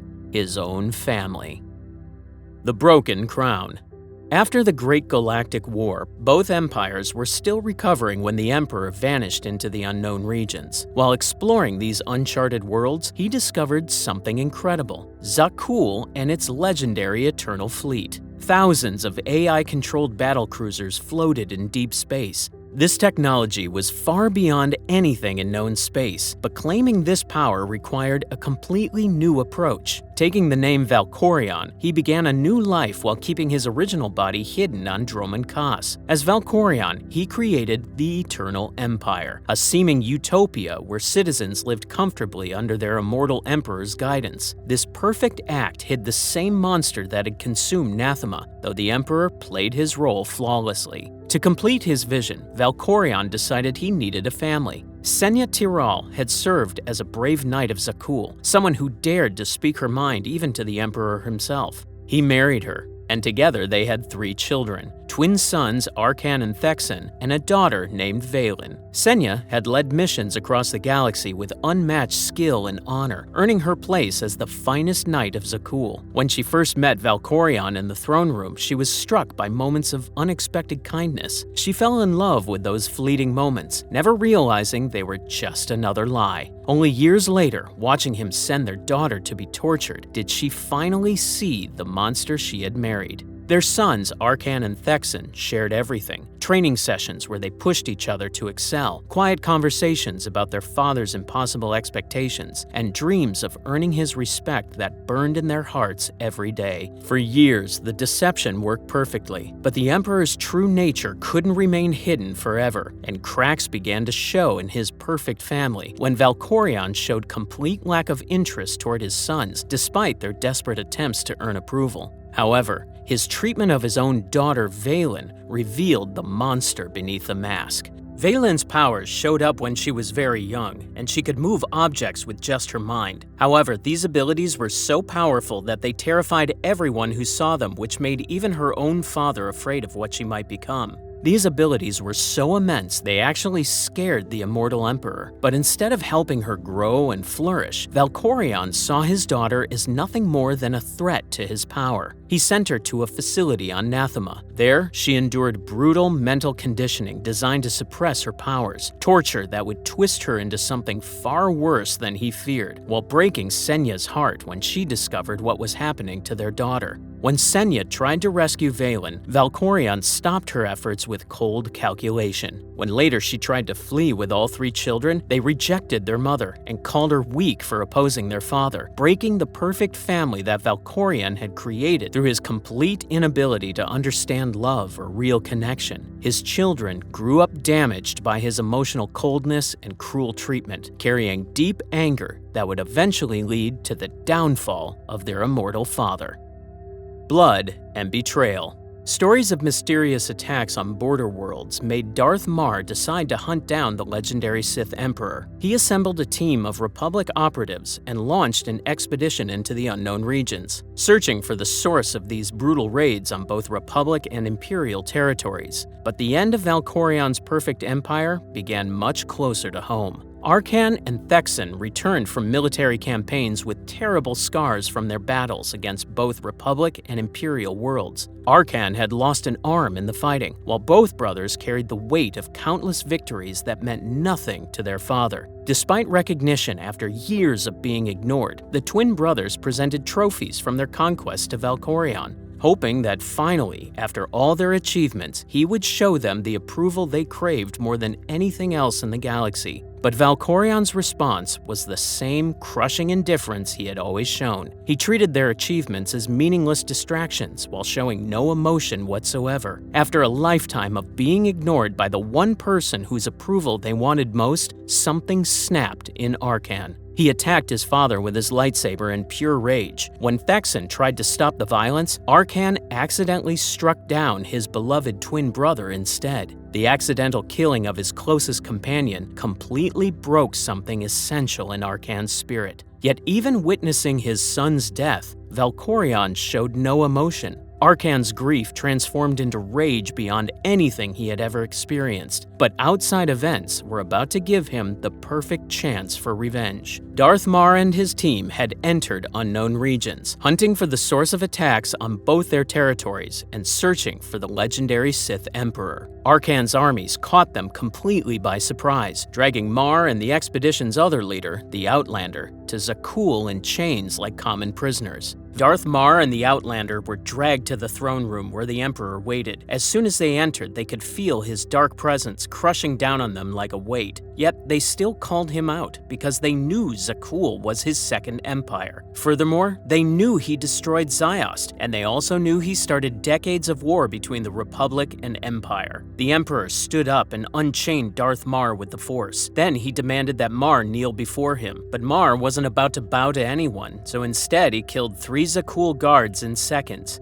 However, Valkorion responded with force lightning that tore through Marr's body, which killed him instantly. After that, he captured the Outlander, but then made a final mistake that would cost him everything, because in that throne room, he revealed his true identity as the immortal Sith Emperor. As a result, he gave Arcann exactly what he needed for revenge. Valkorion commanded Arcann to kill the Outlander, so Arcann drew his lightsaber. But instead of following orders, he made a choice that shocked his father. First, he cut the Outlander free, and then told him that this was their only chance to take down the Emperor. After that, Arcann charged his father with his lightsaber, which kept him occupied. While Arcann lay on the floor, the Outlander drove his lightsaber through Valkorion's chest. He thought he'd finally killed the immortal Sith Emperor who had caused so much suffering across the galaxy. But this was exactly what the Ancient Emperor had been planning all along. The moment his body died, Valkorion's spirit jumped into the Outlander's mind using methods he'd spent centuries perfecting. But this host was different than anyone he'd controlled before. His body was dead, yet Valkorion lived on inside the Outlander's head. For 5 years, the Outlander stayed frozen in carbonite while Valkorion whispered in their dreams, trying to twist their thoughts. But the Outlander's will was stronger than he expected, fighting back against every attempt at control. When the Outlander finally escaped, Valkorion played the helpful mentor. He offered his power when they needed it most, pretending to guide them toward victory, all while hiding his true goal: complete possession of their body.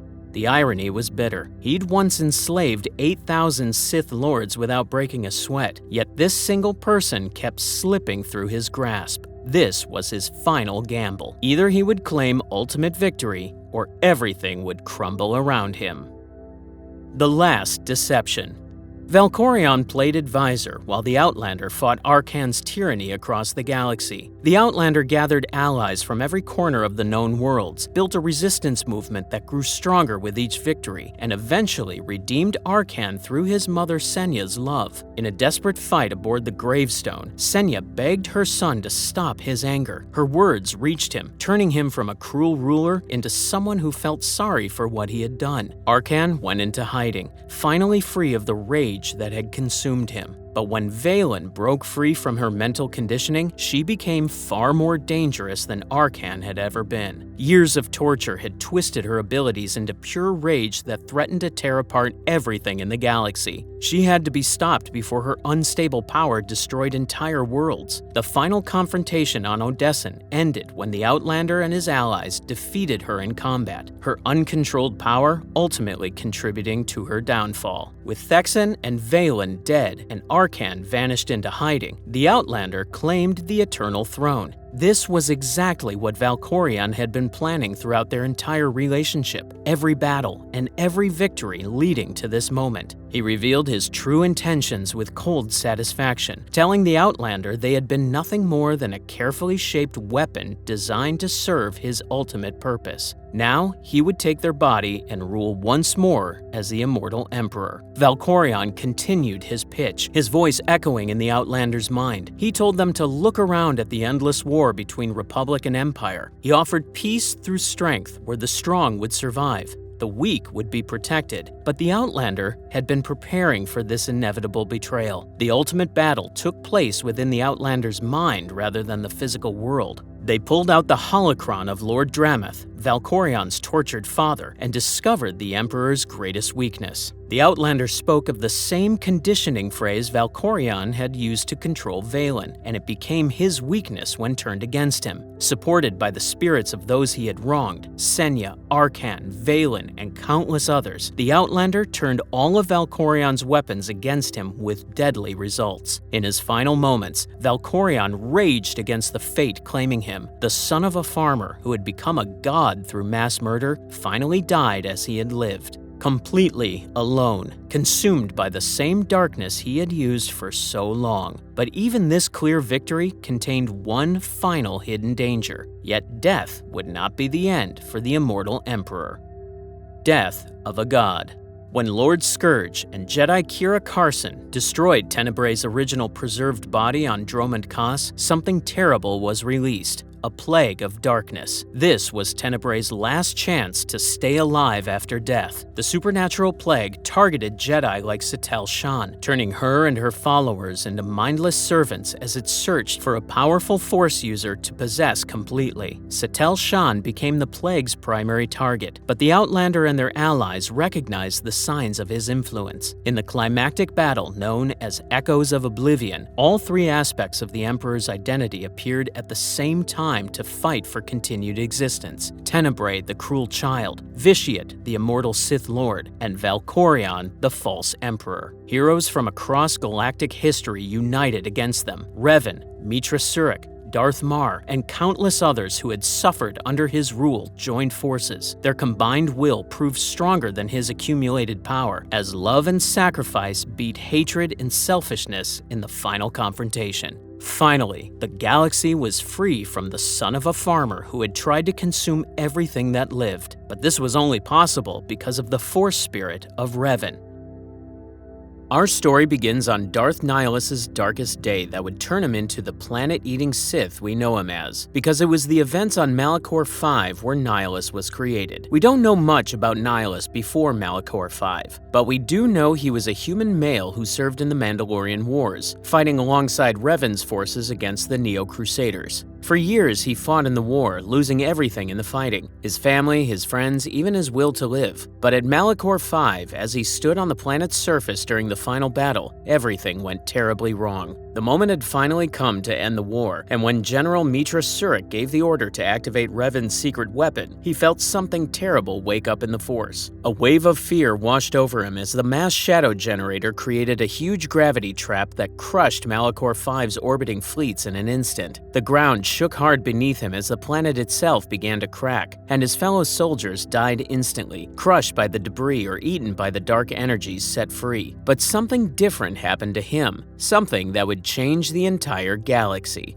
Nihilus survived when others died, becoming a wound in the Force, a void of emptiness. Acting without thinking, he drained the life force of a dying soldier nearby to keep himself from falling apart. This act briefly stopped his pain but left him forever wanting more. From that moment, Nihilus's ties to normal feelings were cut. He only felt an endless hunger, not sadness or guilt for the lives he took. He found out that he could survive only by eating the Force energy of other living beings, and with each life he ate, his hunger grew back even stronger. Nihilus's body, already kept alive only by the dark side, began to waste away. Over time, he would lose his physical form completely. Each feeding gave him a short break, but left him even weaker if he went without food, creating a terrible cycle of endless starvation. After the battle, he stayed trapped in the wreckage on Malachor V's destroyed surface, basically stuck among the ruins. Soon, he needed more life force each day just to keep his dying body together, and even while actively draining whatever life was nearby, the emptiness inside kept growing larger. Over time, the dark side's poison ate away at his body until nothing of his original form was left. This faceless ghost would later be named Darth Nihilus by Darth Traya, but at that time, he was simply a being of hunger and dark force energy. The Sith Triumvirate. After the Jedi Civil War, the fallen Jedi Kreia, now Darth Traya, found this wound in the Force on Malachor V and saw potential in it. She took Nihilus to the Trayus Academy and became his Sith Master, teaching him to focus and use his hunger as a weapon on purpose rather than let it eat him up without control. Under Traya's training, Nihilus's feeding ability became far more controlled and powerful. He learned to feel the life force of faraway Force-sensitive beings and even drain whole populations across space through the Force. This made him a perfect Jedi hunter in the years to come. Under Traya's teaching, Nihilus accepted his role as what she would call the Lord of Hunger. He got better at his ability to feed on the Force, learning to control the process so he could adjust his feeding as needed. Even better, he learned to feel distant Force presences and drain life across the huge distances of space. This ability would make him the perfect hunter of Jedi. Kreia gave him the Sith name Darth Nihilus, a name meaning nothingness to match the emptiness he represented. From then on, he was known as Lord of Hunger, no longer a man, but a living void driven only by the need to feed. In fact, Kreia later said that Nihilus's presence alone could kill. His mere presence kills those around him. Spending too much time near the Lord of Hunger turned his Sith followers into dried-up slaves barely holding on to life, showing how even standing in Nihilus's shadow was dangerous. As Nihilus lost what made him human, he stopped speaking in any normal human language. Instead, when he made sounds, an inhuman hollow voice came out, one that literally carried his hunger with it. Hearing this terrible voice was painful. In fact, Nihilus's very speech could cause pain or death to anyone who heard it. Eventually, Nihilus's real body rotted away completely, and to avoid losing his existence to the void, he tied his life force to his mask, armor, and robes through Sith magic. These items became containers for his spirit. Without them, his essence would disappear into nothing. Therefore, the armor and mask were not just clothes. They were Nihilus. Nihilus soon joined with Traya and another of her students, Darth Sion, the so-called Lord of Pain who could not die, to form a secret Sith triumvirate. Their shared goal was to wipe out the Jedi Order, though each Dark Lord was broken in a different way. Traya, having been thrown out and feeling betrayed by the Force, wanted the complete end of the Force itself. Sion's undead existence was kept going by pain and hatred, and Nihilus was a bottomless pit of hunger that would eat all life if nobody stopped him. By combining their strengths, they planned to finish what Darth Revan and Malak had started, to wipe out the last Jedi in the galaxy. In practice, the Triumvirate's methods worked well together. Sion's Sith assassins hunted and murdered lone Jedi in hiding, while Nihilus worked as a living doomsday weapon. If the Jedi tried to gather or rebuild, he would feel that concentration of life in the Force and eat the entire gathering at once. This meant any world hosting a Jedi meeting became Nihilus's target for destruction. The surviving Jedi learned that even being in the same place was dangerous, forcing them to stay scattered and hidden. Alone, they were far easier targets for Sion's agents. But the alliance didn't last. In 3955 BBY, Nihilus and Sion got tired of Traya's leadership. They attacked their master in the Trayus core. Nihilus slammed her against the platform with the Force, and Sion beat her until she couldn't fight back anymore. Together, the two Sith drained Traya's connection to the Force, cutting off her abilities. Darth Traya was defeated and thrown out, left for dead by her backstabbing students.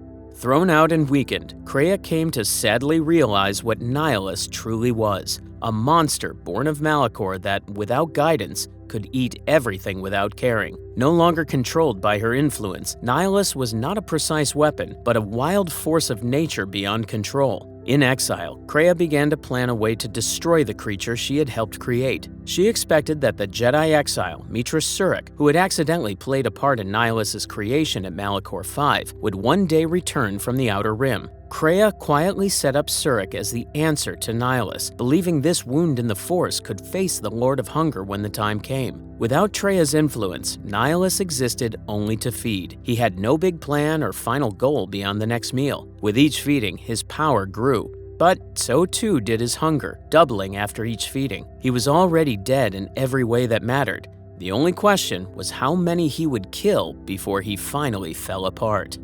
The consumption of Katar.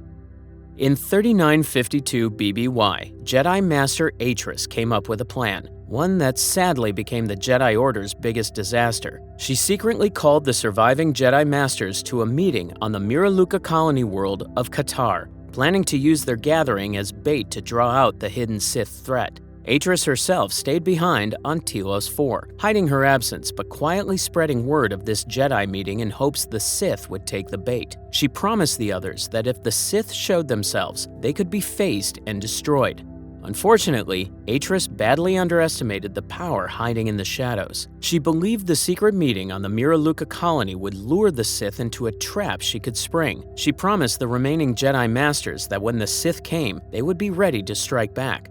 But what she didn't understand was how powerful Nihilus had become. Her trap would work, though not in the way she planned. Drawn by this bright light in the Force, Nihilus felt the Katar gathering like a burning beacon calling out to his hunger. He immediately set course for Katar aboard his scary flagship, the Ravager. The Ravager was a wrecked Republic capital ship from Malachor V, a vessel that should have been destroyed. Its hull was cracked and open to space in places. Basically a dead ship kept alive only by Nihilus's power. With this ghost ship and his fleet of Sith leftovers, Nihilus arrived at Katar to feed. The Dark Lord stood on his bridge and let loose his power upon the planet. He sent out a huge wave of Force energy downwards, an invisible storm that touched every living thing below. When Nihilus was close enough, he spoke a terrible spell, his very voice filled with hunger, and that sound echoed across Katar, destroying life as it spread. In an instant, Jedi Master Vandar Tokari and the entire group of Jedi at the meeting fell as their life energy was ripped away. Decades of training made no difference. In just seconds, every living thing on the planet was completely eaten. The Miraluka colonists, being naturally Force-sensitive, saw their coming doom through the Force. The entire civilization died in moments, their foresight giving them a brief, terrible awareness of the nothing that swallowed them.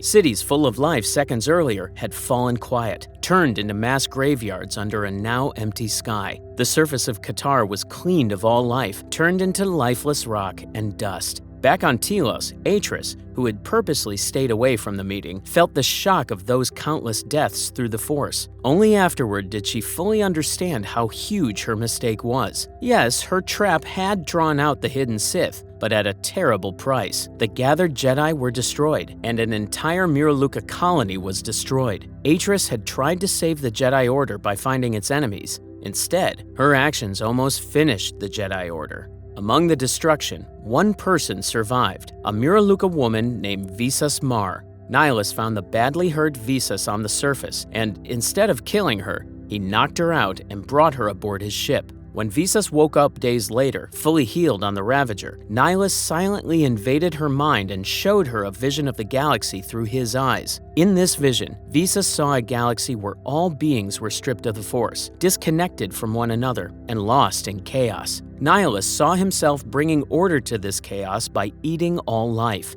This terrible sight destroyed her Force vision, literally burning her blind eyes and cutting off her view of anything except Nihilus. In that moment, Visas gave in completely to the being who had killed everyone on her world. Broken by the loss and the dark vision, she became Nihilus's obedient servant, his shadow hand, completely under his control and without hope. Katar's destruction basically erased the Miraluka presence there, an entire Force-sensitive culture. After this terrible act, Visas Mar became Darth Nihilus's shadow hand, tied to him by a powerful Force bond. Through this bond, created in the vision that broke her, she could feel her master's hunger and pain, and she served him completely, even helping and looking for new feeding grounds when he asked. It was only much later, after the Jedi exile Mitra Surik spared Vissa's life and showed her kindness, that Visas woke up to regret. Under Surik's guidance, she turned against Nihilus and began to hate what she had done in his name. But that lay in the future. The Lord of Hunger Ascendant. Having eaten Katar, Nihilus had gone beyond any normal Sith goal. Politics or revenge didn't interest him. He existed only to satisfy his endless hunger. Even other Sith stayed away from him, knowing that Nihilus would just as easily eat allies as enemies. In the following years, the Lord of Hunger wandered the Outer Rim aboard the Ravager. Followed by a fleet of wrecked warships, he kept going through the dark side. He searched for worlds rich in the Force to eat, and whispers spread of a terrifying Sith Lord who could eat entire planets. The truth of Nihilus's rampage was even more horrible than the rumors. With each feeding, his power and hunger only grew, leaving whole systems lifeless behind him. During this time, Nihilus wandered the Outer Rim with his fleet, searching for worlds strong in Force energy to feed his hunger. Stories of his destruction spread through the galaxy like wildfire, and whispers of a Sith Lord who could eat entire worlds became the stuff of nightmares. But the reality was far worse than any story could describe. Aboard the Ravager, Nihilus's presence had destroyed his own crew. The warship, still cracked and half-ruined from Malachor V, worked only through Nihilus's dark will and a skeleton crew of followers enslaved by his power. Whole sections of the ship were open to space, useless except to corpses and mindless shells. Those sent to serve Nihilus quickly lost their minds and strength, turned into slaves that walked through the ship doing simple tasks, barely alive. The hallways of the Ravager were filled with the proof of Nihilus's hungry nature, each crew member showing the slow death that waited for anyone who stayed near the Dark Lord too long. During this time, Visas Marr acted as Nihilus's agent and messenger. As the one person connected to his mind, she managed tasks aboard the Ravager and helped carry out his will, even looking for important Force echoes or targets for him to feed upon. Tied to Nihilus by the Force, Visas could feel the beating of his hunger within her own mind. She felt that every moment for him was torture, his existence a pain of endless need that only eating life could briefly calm. By now, nothing of the person he once was seemed to remain. Nihilus worked by pure instinct, driven by need rather than thinking. When she looked at her master through the Force, she saw only an all-eating void. Around 3951 BBY, Nihilus's influence spread into the Onderon Civil War. His Sith forces secretly backed General Vaklu's rebels in their attempt to overthrow Queen Talia. Nihilus's agent, Colonel Tobin, Vaklu's second-in-command, acted as the go-between for this partnership. Their goal was to cut Onderon's ties to the Republic, which included getting rid of Queen Talia's Jedi advisor, Master Kavar, one of the last Jedi Masters. Nihilus's followers even set up a camp in the forbidden tomb of Freeden Nad on Dixun. There, the Sith performed dark rituals, trying to strengthen Vaklu's rebellion by drawing on the tomb's dark side power and therefore tip Onderon's fate in Nihilus's favor. In early 3951 BBY, Nihilus felt something wrong in the Force, an echo strangely familiar to his own, yet not the same. Unable to understand it, he sent Visas Marr to investigate and get rid of its source. That source was Mitra Surik, the Jedi exile, who had just returned from exile and unknowingly gave off a wound in the Force like Nihilus. Visas found Surik's ship and attacked, trying to capture or kill her as ordered. But Surik defeated Visas in the following fight. Yet instead of killing the Miraluka, Mitra Surik chose mercy, sparing Visas' life and even treating her injuries. This unexpected kindness shook Visas deeply. Nihilus's slave found herself shown kindness for the first time since Katar, creating the hope that she could escape the darkness she was tied to. Visas' betrayal had begun, and that spark of freedom would prove important in the trials to come. After Vaklu's defeat, Colonel Tobin, hurt and desperate, ran to Darth Nihilus. Taking Krea's trick, Tobin told Nihilus that a secret academy of Jedi was gathered on Telos IV, unknowingly delivering the bait Krea had planned. This false rumor of many Jedi on Telos instantly caught Nihilus's attention. The bait was set, and Nihilus moved to feed. By this stage, Darth Sion himself stayed away from Nihilus. He knew too well that Nihilus's careless hunger could just as easily eat a Sith ally as any Jedi. In truth, the Sith triumvirate had broken apart in all but name. Sion continued his campaign of terror with elite assassins, picking off Jedi survivors one by one, while Nihilus searched the stars for entire worlds to eat. The two Sith Lords rarely talked now, each following their own path. What remained of the triumvirate was simply two dark beings with different methods of reaching the same dark goal. Without Trey's influence, Nihilus existed only to feed. He had no big plan or final goal beyond the next meal. With each feeding, his power grew, but so too did his hunger, becoming harder to satisfy after every feeding. By 3951 BBY, only a handful of Jedi were even left alive. Masters like Zez Kyle, Vrook Lamar, Kavar, and Atris, who had not gone to Qatar, were among the few survivors, and they stayed in hiding. Basically, the galaxy had no real defense against the Lord of Hunger. No Jedi could gather to challenge him without becoming his next meal. The Trap at Telos. Mitra Surik, the Jedi exile, had returned to known space by 3951 BBY. Without knowing it, she was special in a strange way. Like Nihilus, Mitra was a wound in the Force, formed at Malachor V. Yet her condition was the complete opposite of Nihilus's. Where Nihilus's wound made him always drain life, Mitra's wound showed up as nothing, an empty spot in the Force.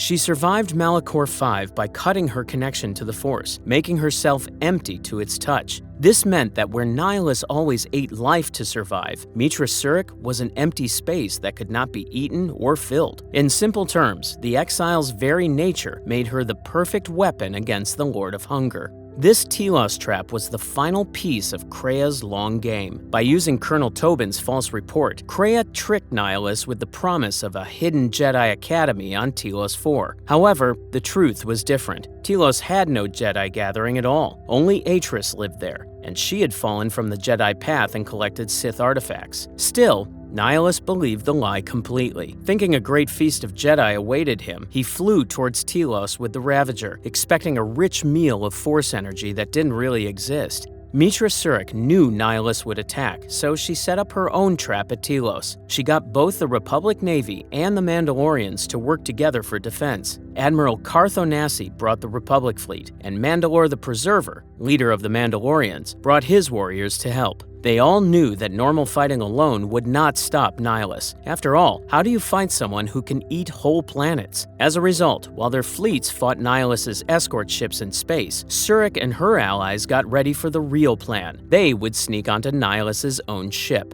The plan was to get on the Ravager and blow it up from the inside, and fight Nihilus face to face, while the space battle kept his forces busy outside. When Nihilus's Ravager reached Telos, a huge space battle started above the planet. Republic warships shot at Nihilus's Sith vessels, and Mandalorian fighters attacked the Ravager's guns directly. Space was filled with laser fire and explosions, but this battle was really just to distract Nihilus. Using this cover, Mitra Surik led a small team that sneaked onto the Ravager. This strike team had 3 people: Surik herself, Mandalore, who was really Canderous Ordo, and Visas Mar, who had now turned against her old master to help Surik. These 3 people carried the galaxy's only hope of beating Nihilus. They had 2 jobs on the Ravager: plant bombs to blow up the ship and fight Nihilus on the bridge. Walking through the broken hallways, Surik's team fought groups of Nihilus's slave soldiers. The ship itself seemed to cry out from Nihilus's dark power, its hallways dark and frightening. They fought brain-dead Sith soldiers at every corner. These walking corpses were Nihilus's newest victims, still doing his commands but with no minds left of their own. The strike team kept moving toward where the Dark Lord waited. Visas knew the Ravager's hallways well, so she led her friends through the ship's twisted paths. As they moved forward, she could feel Nihilus learning about the intruders on his ship. The dark side pushed down on them like a heavy weight. The whole ship was full of Nihilus's evil power. Then,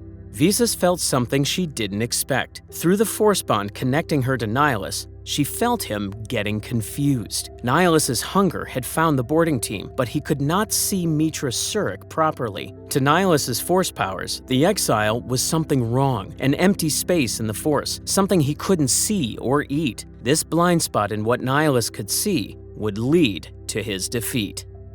The death of emptiness. On the bridge, they found Darth Nihilus waiting for them. Just being near him was terrible. The air got cold and the shadows got darker, like all the darkness came together around him. Even the tough Mandalore felt scared when he saw him. This was not a man anymore, but a living, empty space that had taken a shape. Nihilus welcomed them with a terrible blast of his voice, a sound that hurt their minds with hunger and death. Yet then, something strange happened. Nihilus himself stopped moving. Through the Force, Visas could feel that he was confused. He could not understand what Mitra Surik was. His strongest power, the ability to drain life from his enemies, found nothing to grab when he tried it on the exile. For the first time since Malachor V, Darth Nihilus didn't know what to do. The person he wanted to eat was impossible to touch, an empty space he couldn't reach.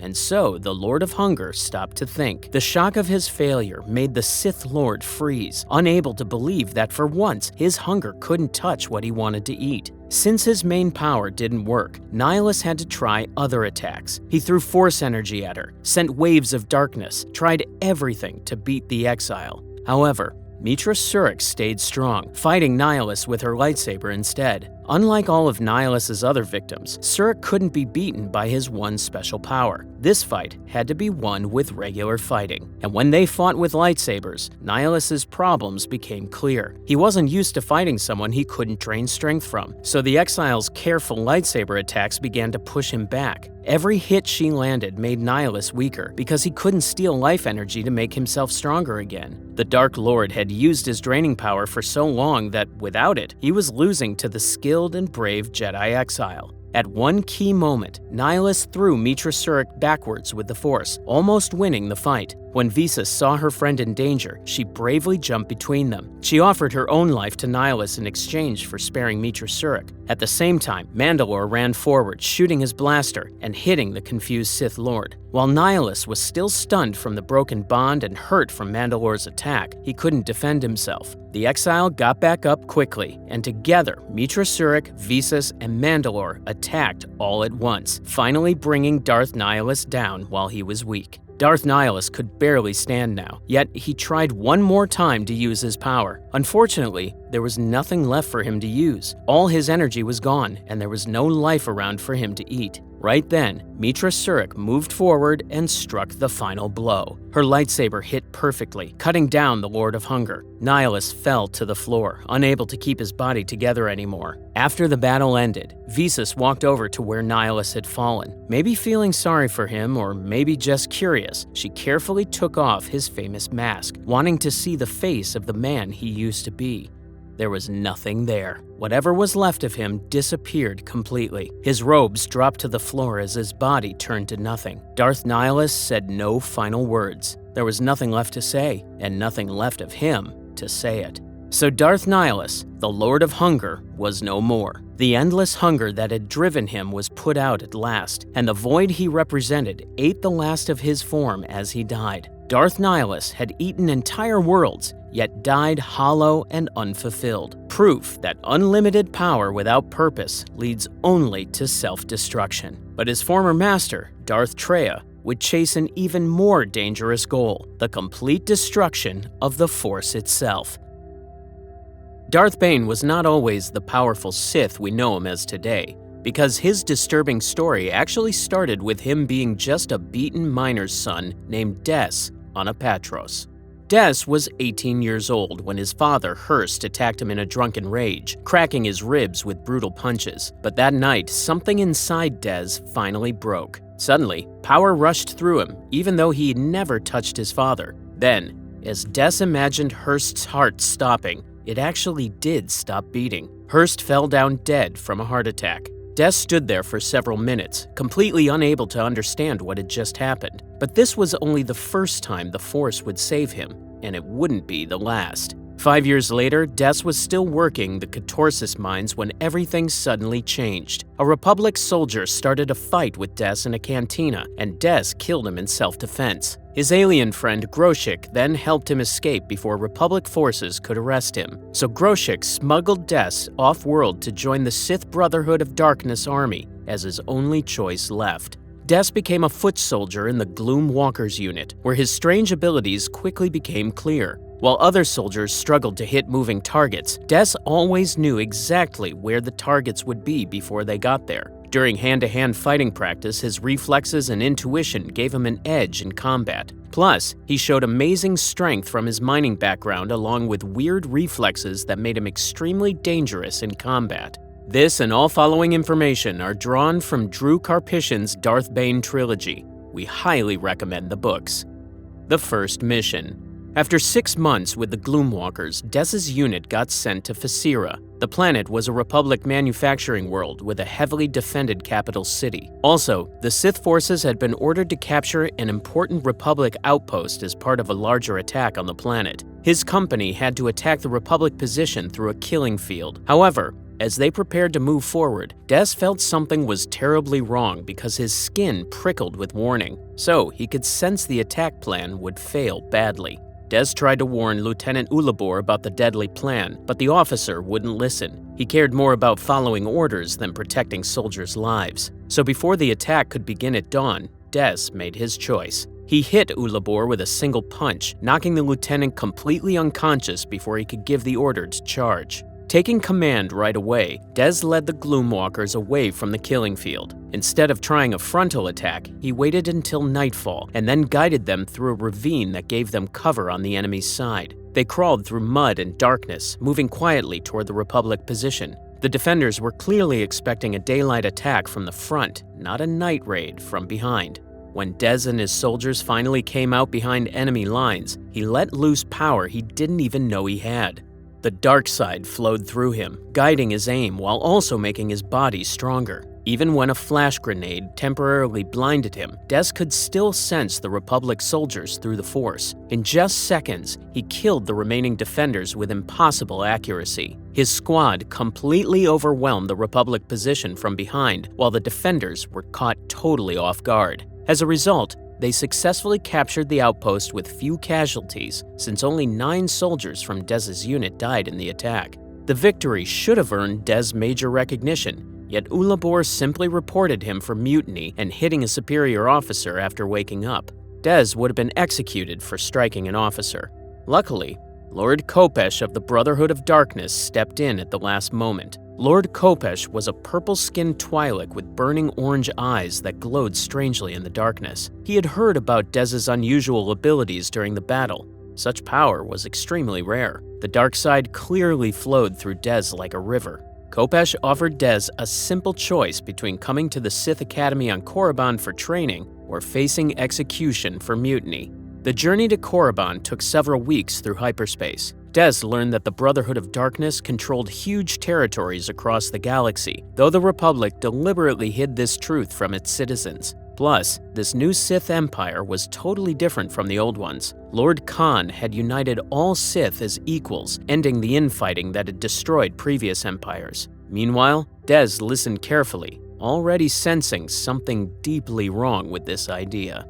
The Academy's secrets. Korriban was truly a planet of death. The surface was nothing but red sand and black rock, with huge statues of ancient Sith lords carved into mountains. The Valley of the Dark Lords stretched for miles, completely filled with pyramids and tombs. Plus, the dark side was so strong there that Dez could actually feel it pressing against his mind like a living thing, constantly whispering promises of power.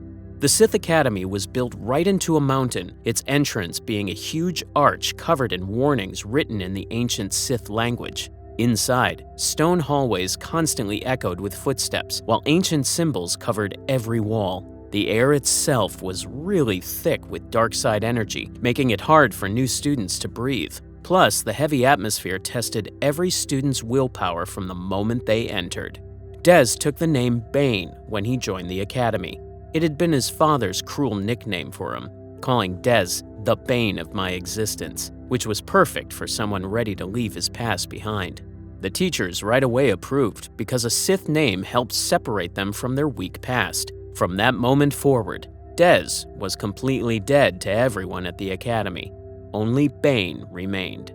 Bane lived in a dorm with other students who constantly watched each other, always waiting for signs of weakness. The competition was really fierce, since students always competed for the master's attention through fighting skill. Sirak, a male Zabrak, was the academy's top student and made sure everyone knew it. So Bane quickly realized that showing any weakness here meant right away losing status and opportunity. Training began before dawn, with intense fighting practice in dueling rings. The instructor was Kasim, a Twi'lek blade master whose skill was legendary. He used a double-bladed lightsaber that he spun so fast it looked like a solid disc of light. Plus, he could easily defeat multiple students at once while also correcting their technique. He skillfully showed all 7 classic forms of lightsaber combat, making each one look completely easy. Meanwhile, Bane learned these forms with amazing speed, understanding not just the moves but also the ideas behind each form. Yet Bane's training suddenly took a terrible turn when he unexpectedly lost his connection to the Force.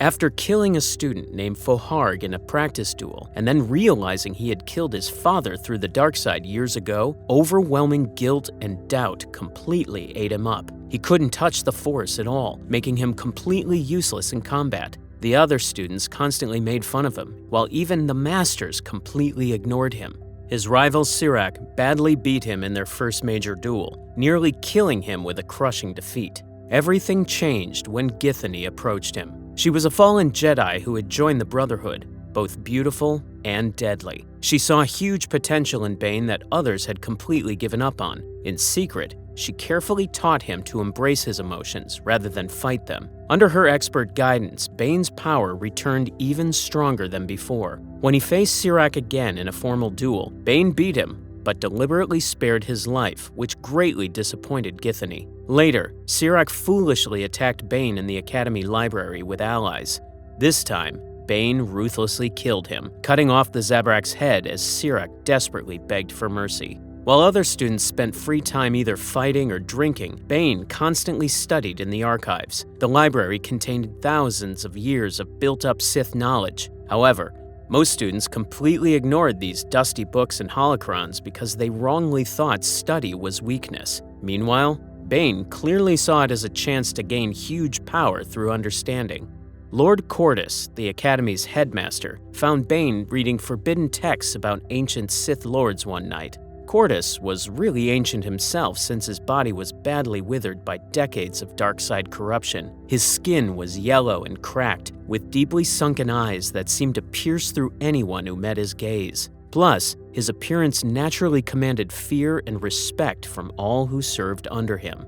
Cordis right away noticed that Bane was reading texts that directly went against Lord Khan's teachings. These books clearly talked about individual Dark Lords ruling with total power, not councils of equals.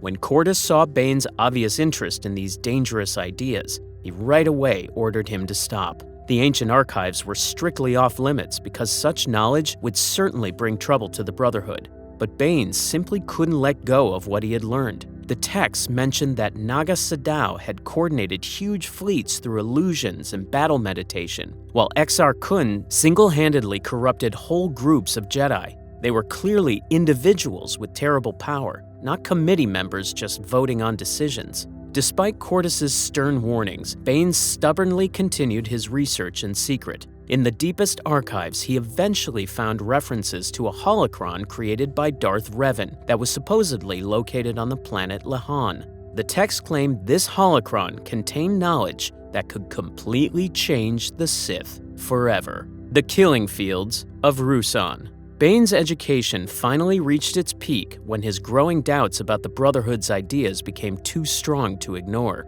During private talks with other students, and even Kasim, he repeatedly questioned how the Sith could possibly be equal when the dark side itself was basically about control. The Ancient Sith had kept clear rankings that let them conquer. Meanwhile, this Brotherhood seemed pathetically weak by comparison. Within just a few days, Bane decided he had learned all he could from the Academy. He boldly claimed the forbidden title of Darth for himself and officially became Darth Bane.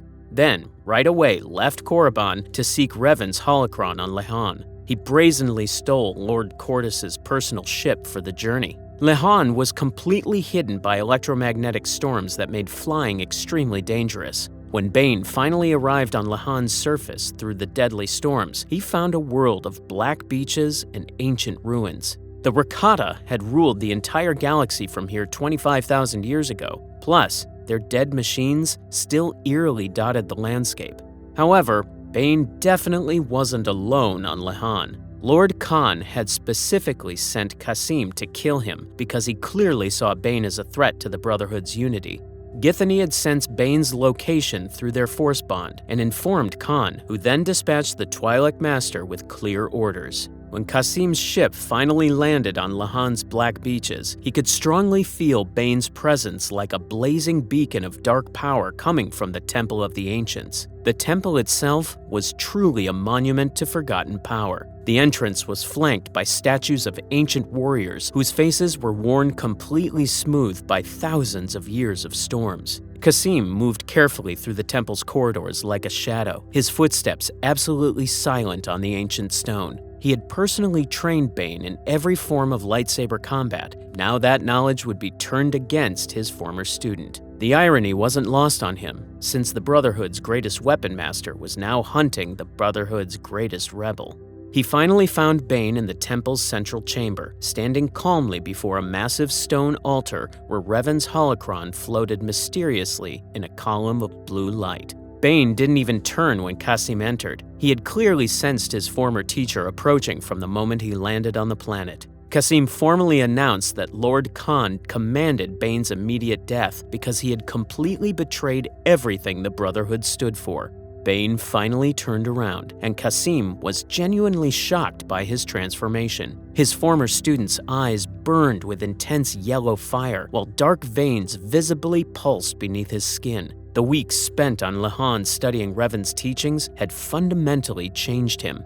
Bane coldly replied that the Brotherhood actually stood for nothing. They had completely forgotten what it truly meant to be Sith. They pathetically shared power like beggars sharing scraps when they should be boldly taking it all. Without any further words, Qasim immediately ignited his weapon. The twin crimson blades hummed menacingly to life, spinning elegantly in the opening moves from Form 7 called Juyo, the most aggressive of all lightsaber forms. Bane promptly responded by igniting his own blade, naturally falling into the Gem-So stance Qasim had repeatedly drilled into him years ago.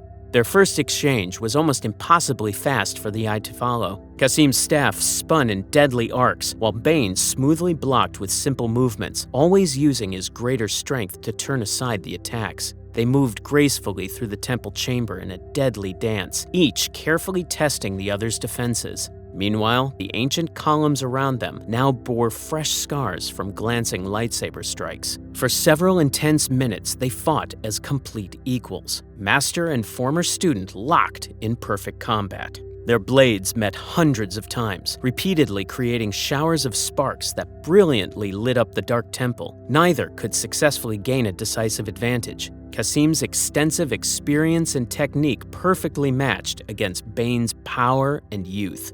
Then, Qasim suddenly did something Bane had never witnessed before. With a subtle twist of his wrists, he smoothly separated his double-bladed weapon into two individual lightsabers. Suddenly, Bane faced an opponent expertly using Jarkai, the dual-blade technique that Qasim had deliberately kept secret, even from his best students. The change in the fighting style was immediately overwhelming. Where before, Qasim's attacks had come in relatively predictable patterns dictated by the staff's configuration, now strikes came from completely impossible angles, high and low perfectly at the same time, thrust and slash in the identical motion, one blade defending while the other simultaneously attacked. Bane had absolutely never trained against this style because Qasim had deliberately made sure of that by keeping this crucial advantage hidden for years. Bane's single blade simply couldn't cover all the angles, so cuts began appearing on his arms and legs. Not deep enough to cripple, but certainly enough to slow him down. Qasim stated between strikes that Bane was indeed his greatest student. However, he was ultimately still just a student. Bane found himself desperately pushed against a massive stone column with both of Qasim's blades locked firmly against his own. This was Qasim completely unleashed, fighting not to teach, but specifically to kill. Nevertheless, as Qasim pressed his apparent advantage, Bane actually smiled. He told Qasim that he had indeed taught him blade work, yet Revan had importantly taught him true power. Realizing he absolutely couldn't win through lightsaber combat alone, Bane desperately reached out with the Force. Not directly at Kasim, since the weapons master was far too skilled at blocking Force attacks. Instead, Bane channeled all his rage and power directly into the temple's structure itself. The ancient stone that had stood for 25,000 years suddenly began to groan and crack. Kasim immediately felt the shift. The floor violently trembled beneath his feet, while dust heavily rained from the ceiling. The entire temple was catastrophically coming apart. Kasim urgently shouted that Bane would kill them both. Bane calmly replied with just one word while already backing toward the exit. "Just you." The first column fell with a sound exactly like thunder. Tons of black stone violently crashed down where Kasim had been standing just a moment before. The weapons master barely rolled aside since his incredible reflexes miraculously saved him. The ceiling itself began to completely collapse as massive blocks of stone fell like meteors. Kasim desperately tried to reach the exit with his twin blades frantically cutting through falling debris, yet Bane definitely wasn't finished. He poured even more power into his destruction, actually feeling the temple's foundation crack. Kasim made it halfway to the door before a massive section of ceiling fell directly above him. He desperately raised both lightsabers, frantically trying to cut through it, but there was simply far too much mass. The master, who had carefully taught Bane everything about lightsaber combat, died, brutally crushed beneath the rubble of a temple that had proudly stood since before the Republic existed. His final thought was one of bitter recognition because he had indeed trained his student too well, just definitely not in the ways he had intended. With Kasim finally dead, Bane could at last claim his prize. Inside Revan's temple, he discovered the holocron he had been desperately seeking. When activated, Revan's image appeared and seemed remarkably alive. The message was devastatingly clear. The Sith consistently kept failing because far too many of them existed at once. The dark side was exactly like a river, so the more people who desperately tried to drink from it, the less each person could actually get. Revan had a smart solution called the Rule of Two, where only two Sith should ever exist at any time: a master to fully hold power, and an apprentice to desperately want it. When the apprentice eventually got strong enough, they would kill the master and take their place, then carefully train their own apprentice. In addition to that crucial information, the holocron contained huge knowledge of ancient weapons and tactics, including specific details about the thought bomb. Bane spent several weeks on Lehon, methodically studying everything in Revan's holocron. His understanding of the Force dramatically deepened beyond anything the Brotherhood ever taught. His eyes glowed permanently yellow from constantly channeling so much dark side energy. He was definitely no longer just Bane, but had truly become Darth Bane, boldly claiming the ancient title of Dark Lord that the Brotherhood had foolishly diluted by giving it to everyone.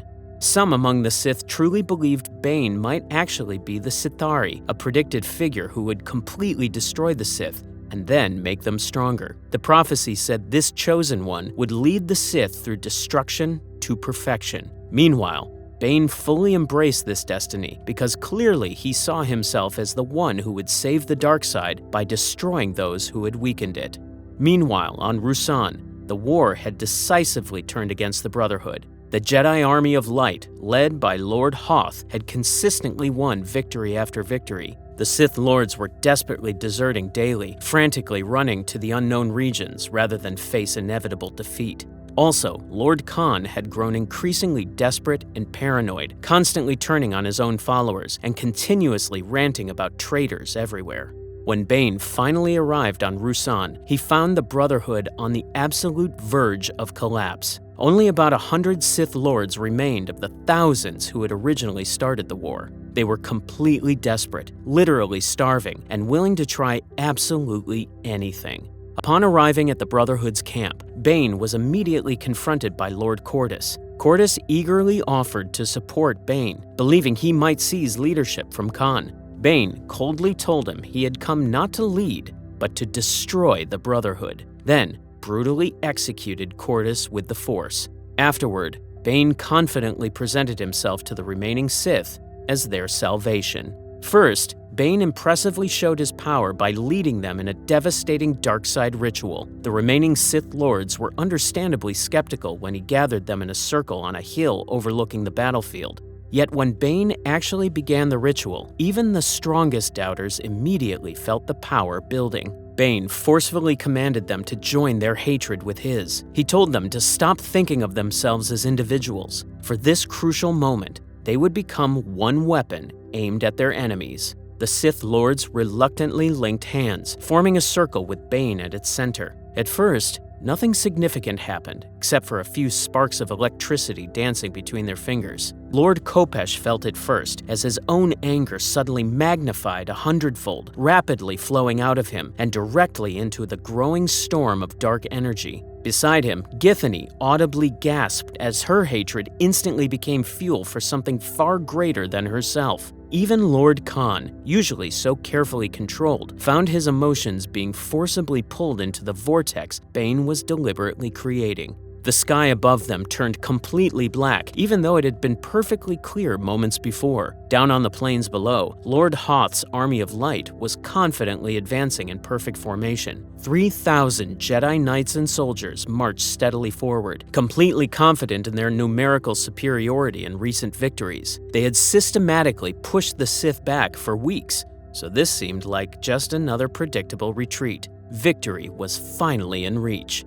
Then, Bane dramatically released the storm. The wave of dark-side energy violently erupted from the hilltop like a black tsunami. It rolled across the battlefield faster than thought, completely engulfing everything in its path. The front lines of the Army of Light immediately staggered and fell as the energy struck them like a massive physical force, sending soldiers flying helplessly through the air. In that crucial moment, Khan actually feared Bane more than he feared the Jedi. Khan desperately screamed for them to stop and violently broke the circle, instantly severing the connection. The other Sith Lords stumbled apart since many immediately collapsed from exhaustion. Meanwhile, the storm above completely dissipated immediately as the built-up energy dispersed harmlessly into the atmosphere. A young Jedi Knight who had been violently knocked down by the initial wave looked up in complete confusion as the attack simply stopped. The Army of Light had taken casualties with perhaps 100 dead or wounded from the opening assault, but absolutely nothing like what Bane had originally intended. Therefore, Lord Hoth quickly ordered his forces to pull back and regroup because he was completely uncertain of what had just happened.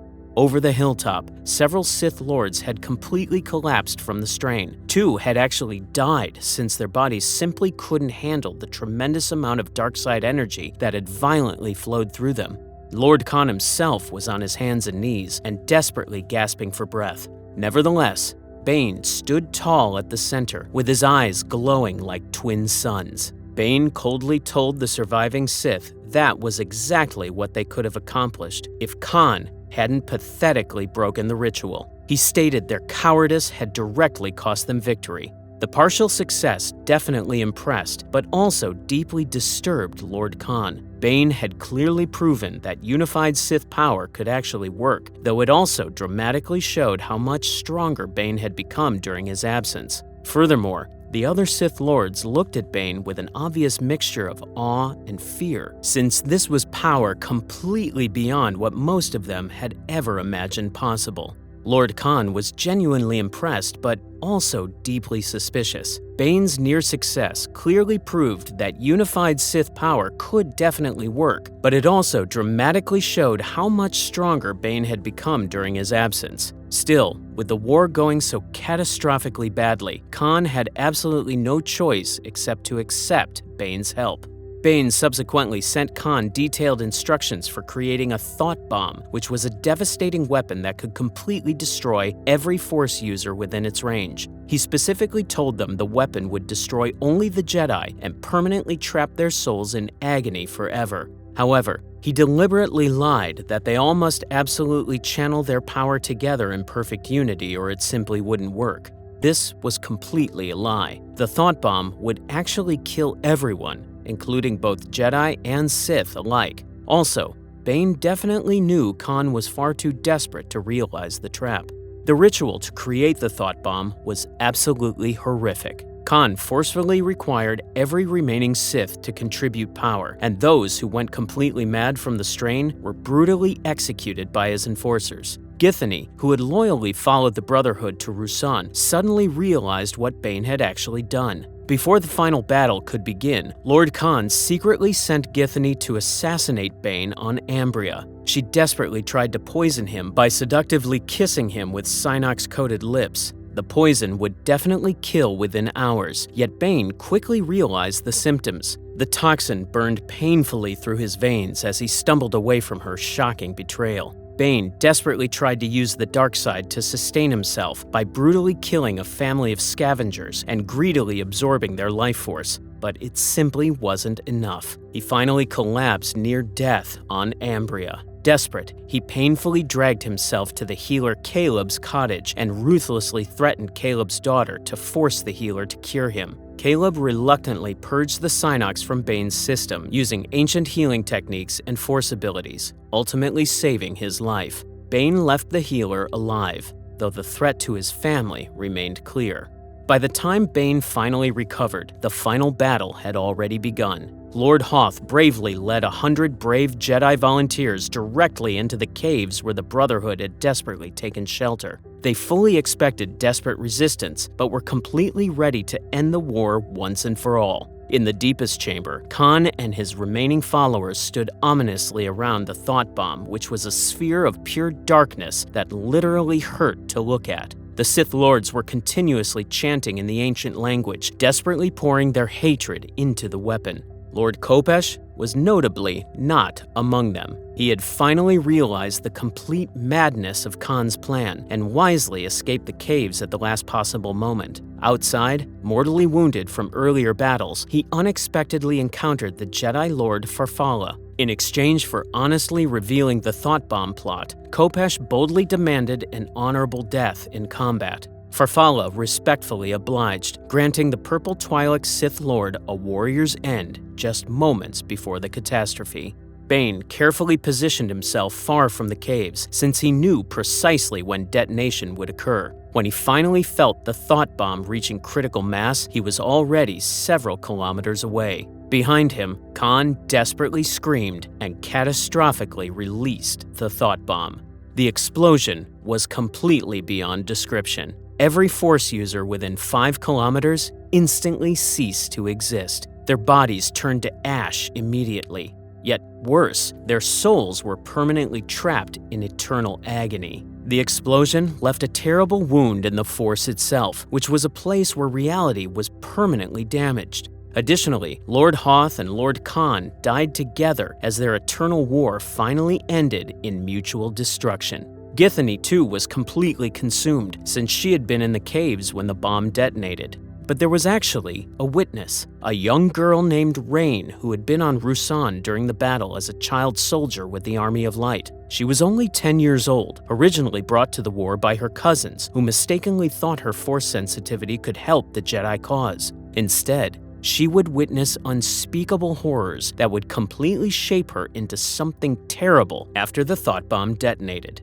Rain had been approximately half a kilometer from the caves, close enough to clearly feel the psychic shockwave, yet fortunately far enough to survive. She had been peacefully sitting with her only friend, a native creature called a bouncer, which was a telepathic green-furred orb that gently floated through the air. The bouncers were remarkably peaceful creatures who exclusively communicated through emotions and images rather than words. This particular one, whom Rain lovingly called La, had become her devoted companion during the terrible months of war.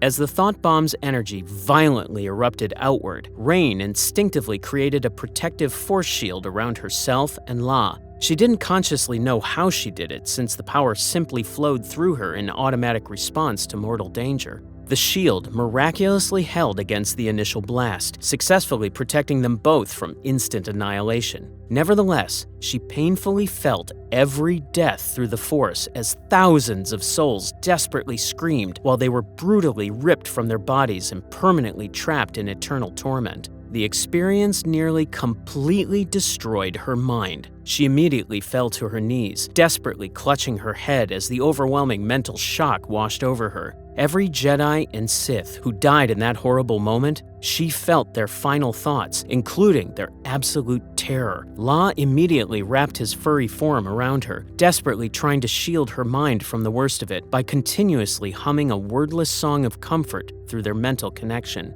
2 Jedi scouts found them approximately an hour later. They were young knights, barely older than 20, who had been positioned far from the battle and survived by pure chance. They approached extremely cautiously with lightsabers drawn because they absolutely couldn't comprehend what had happened. When they saw Rain, a human child sitting in the complete devastation, they initially felt genuine relief, a survivor, a precious child they could save from this unspeakable horror.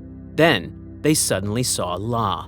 One of the Jedi immediately shouted for her to get away from it. To them, the bouncer looked exactly like some kind of dark side aberration, a dangerous creature of pure energy mysteriously hovering near a child. They didn't remotely understand that bouncers were completely peaceful, or that La had been desperately protecting Rain. All they could see was a potential threat. Rain desperately screamed no and immediately threw herself between the Jedi and her friend. She frantically exclaimed that La wasn't dangerous because he was actually her friend who had saved her. However, the Jedi simply weren't listening. Suddenly, everyone looked like a potential enemy. Therefore, the second Jedi quickly raised his hand, forcefully using the Force to pull Rain away from what he incorrectly thought was danger. She flew violently backward, slamming hard into a broken stone wall with enough force to completely knock the breath from her lungs. That was precisely when they struck. Both Jedi attacked simultaneously as their lightsabers viciously cut through La's physical form. The bouncer's death definitely wasn't quick. His green-furred body writhed painfully as the energy wounds systematically disrupted his being. He desperately reached out toward Rain with one small appendage, sending her a final pulse of emotion, which, surprisingly, wasn't anger or fear, but profound sadness and love. Then, he simply collapsed as his precious life was extinguished like a candle in the wind. Something fundamental inside Rain completely shattered. The scream that violently erupted from her small form wasn't entirely human. It was genuinely the sound of innocence dying and of a child's soul completely breaking under the unbearable weight of loss and rage.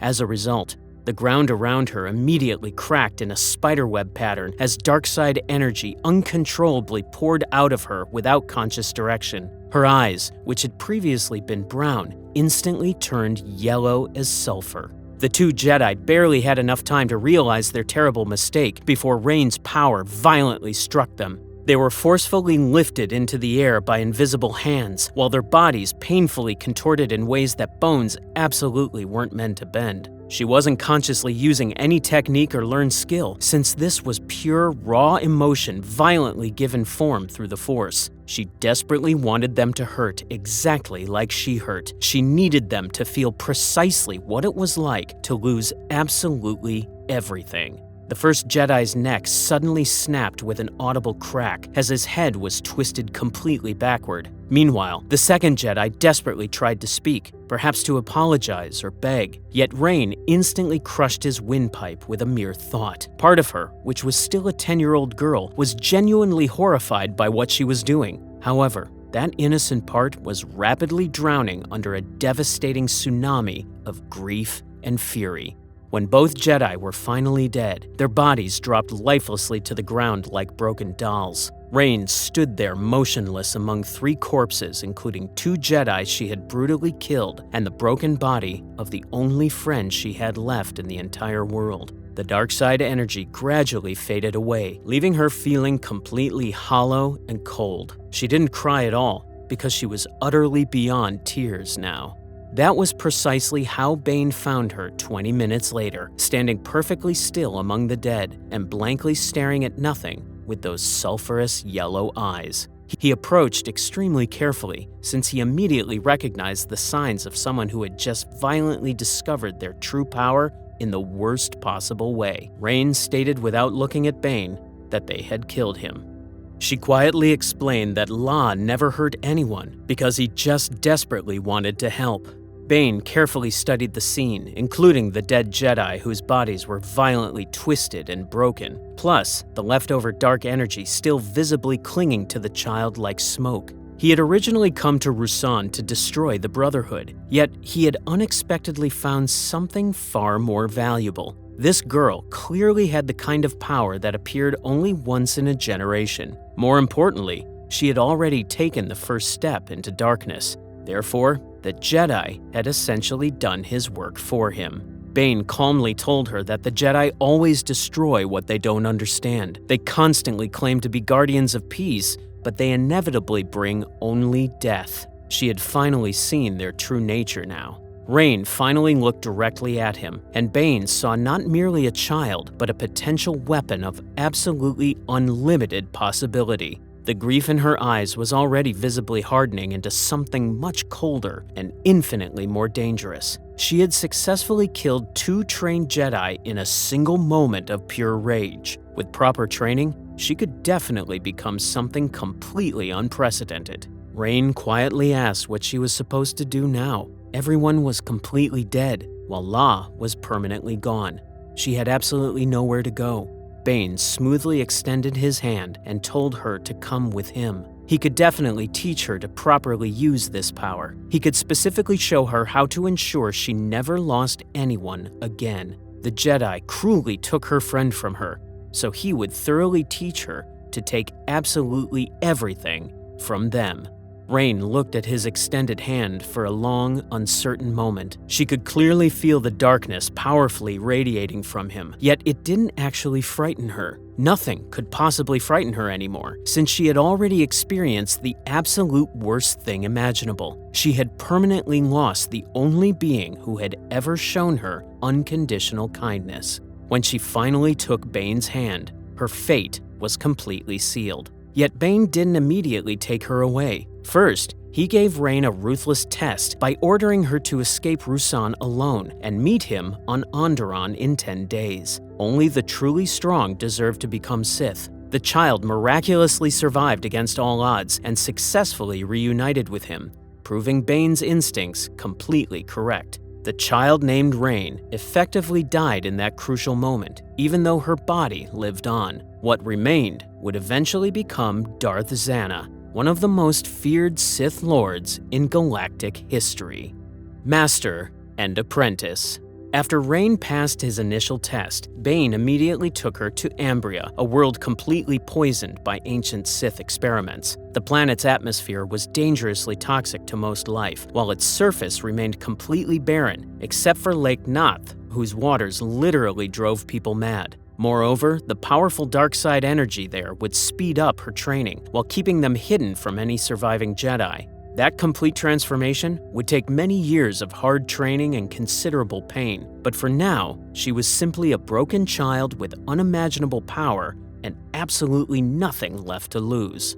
The galaxy enthusiastically celebrated the Sith's apparent extinction after Ruusan. The Jedi Order officially declared total victory and immediately began dismantling their military forces. They happily returned to being peacekeepers instead of warriors. Plus that major change, this was precisely what Bane wanted, since a completely complacent enemy who incorrectly believed the threat was permanently gone would be easier to destroy. Bane firmly told Rain her old name was completely dead. She was Zana now, and she would officially become his apprentice in the rule of 2. One day, she would inevitably kill him and take his place, then train her own apprentice. This cycle would continuously repeat until the Sith were finally strong enough to completely destroy the Jedi forever. Yet Zana was frightened and conflicted at first. She was still only 10 years old and traumatized by everything she had witnessed. Therefore, Bane didn't deliberately use physical torture because he wisely knew that only created lasting resentment. Instead, he systematically showed her the harsh truth about power through practical demonstrations. He carefully taught her to observe nature's inherent brutality, where the strong consistently consume the weak without any hesitation.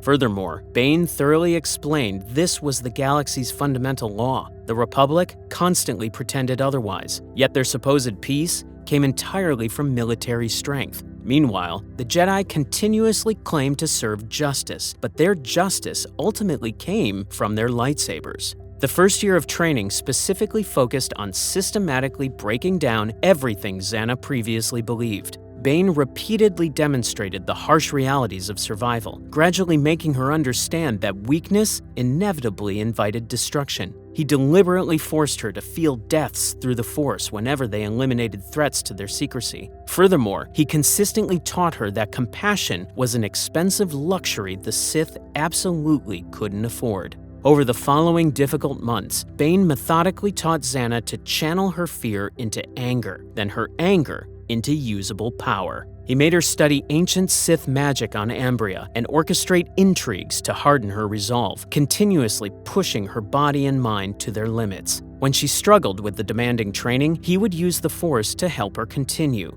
Thus, pain gradually became her constant companion, not as punishment, but specifically as a tool for growth. However, Bane's teaching went far beyond just Force powers. He thoroughly educated her in history, systematically showing her how every government originally rose through violence and continuously maintained power through fear. The Republic proudly claimed to be different, yet they had ruthlessly destroyed countless civilizations that simply wouldn't join them. Furthermore, the Jedi consistently acted as their enforcers, brutally crushing any group that dared challenge their monopoly on Force use. Bane constantly tested her resolve in deliberately harsh ways. He repeatedly taught her that the rule of two absolutely demanded she eventually desire his death and actively crave his power. Compassion was an undeniable weakness. Only through continuous conflict could the Sith properly evolve and grow stronger. After 3 years, Bane finally decided Zannah needed practical, real-world experience. They left Ambria and systematically began traveling the Outer Rim, carefully taking different identities. They convincingly posed as merchants, nobles, and scholars, while methodically gathering information about the galaxy's current state. Additionally, this gave them perfect cover to systematically search for Sith artifacts and forbidden knowledge. During their extensive travels, they had to maintain absolute secrecy about their true nature. Any Jedi who accidentally discovered them had to be completely eliminated. Meanwhile, Zannah gradually developed incredible skill with Sith sorcery during this time. She could expertly create illusions so completely real that victims literally died from imaginary wounds. Besides that remarkable ability, she thoroughly understood subtlety and manipulation far better than Bane ever could. Nevertheless, they absolutely had to ensure the Jedi truly believed the Sith were permanently extinct. When a Jedi search party eventually came to Ambria following her cousin Daravit's discovery by Johun Othon, Zannah brilliantly orchestrated a perfect deception. Daravit had miraculously survived Ruusan and was subsequently brought to Coruscant to testify about Bane and Zannah. But before he could deliver full testimony, Zannah cleverly intercepted him at the Jedi Temple while carefully disguised as a scholar researching Orbalisk removal techniques. She quickly took him to Ambria before the Council could properly act on his knowledge. When the Jedi finally arrived on Ambria, Zannah expertly used her Sith sorcery to completely drive Daravit insane and cleverly presented him to the Jedi as the last Sith Lord. The Jedi immediately killed Daravit because they genuinely believed they had successfully eliminated the final Sith threat and incorrectly concluded the Sith were permanently gone forever. This incredibly clever manipulation perfectly ensured Bane and Zannah could continue operating in complete secrecy. 5 years into her intensive training, Bane systematically began teaching her the deeper philosophy of the Rule of Two. It definitely wasn't just about limiting numbers, but fundamentally about evolution. Each apprentice absolutely had to be stronger than their master, or the Sith would inevitably stagnate. Moreover, the constant conflict between master and apprentice deliberately kept both sharp, effectively preventing the dangerous comfort that had completely destroyed the Brotherhood. Their relationship was undeniably complex and deeply twisted. Bane was deliberately training someone to eventually kill him, while Zannah was carefully learning from someone she would ultimately have to murder. But this inherent tension was precisely what the Rule of Two fundamentally required. Furthermore, it successfully prevented the inevitable stagnation that had destroyed previous Sith orders. During this crucial period, Bane also systematically refined his own philosophy. He clearly realized the rule of two needed much more than just the basic structure. There absolutely had to be reliable ways to preserve knowledge between generations, effective methods to stay permanently hidden from the Jedi, and comprehensive plans that could successfully span centuries. Thus, he immediately began creating holocrons of his own, carefully recording absolutely everything he had learned for future Sith. After exploring ancient Sith worlds and studying forbidden texts that mentioned orbalisks as parasitic creatures that fed on dark-side energy while forming living armor, Bane traveled to Duxun seeking Frida Nad's holocron. On Onderon's notorious demon moon, Bane eventually found Frida Nad's tomb, where he expected to find the ancient knowledge he sought. The search for immortality. Bane deliberately entered Frida Nad's tomb on Duxun, specifically searching for a holocron. When he entered the sealed chamber within the tomb, dormant orbalisks unexpectedly swarmed him. They violently attached himself with teeth that painfully burrowed through his skin and directly into his bones. The pain was absolutely beyond anything he had previously experienced. Moreover, once permanently attached, the orbalisks could absolutely never be removed without fatally killing their host. The complete transformation took considerable time as Bane lay screaming in the cave while more orbalisks continuously attached themselves. They systematically covered his torso, arms, and legs, gradually forming overlapping plates of living armor. But they aggressively began spreading toward his head, so Bane had to desperately use every bit of his considerable will to prevent them from covering his face completely. When the unbearable agony finally ended, Bane had genuinely become something more than human. The orbalisk armor could successfully deflect lightsabers and completely absorb blaster bolts.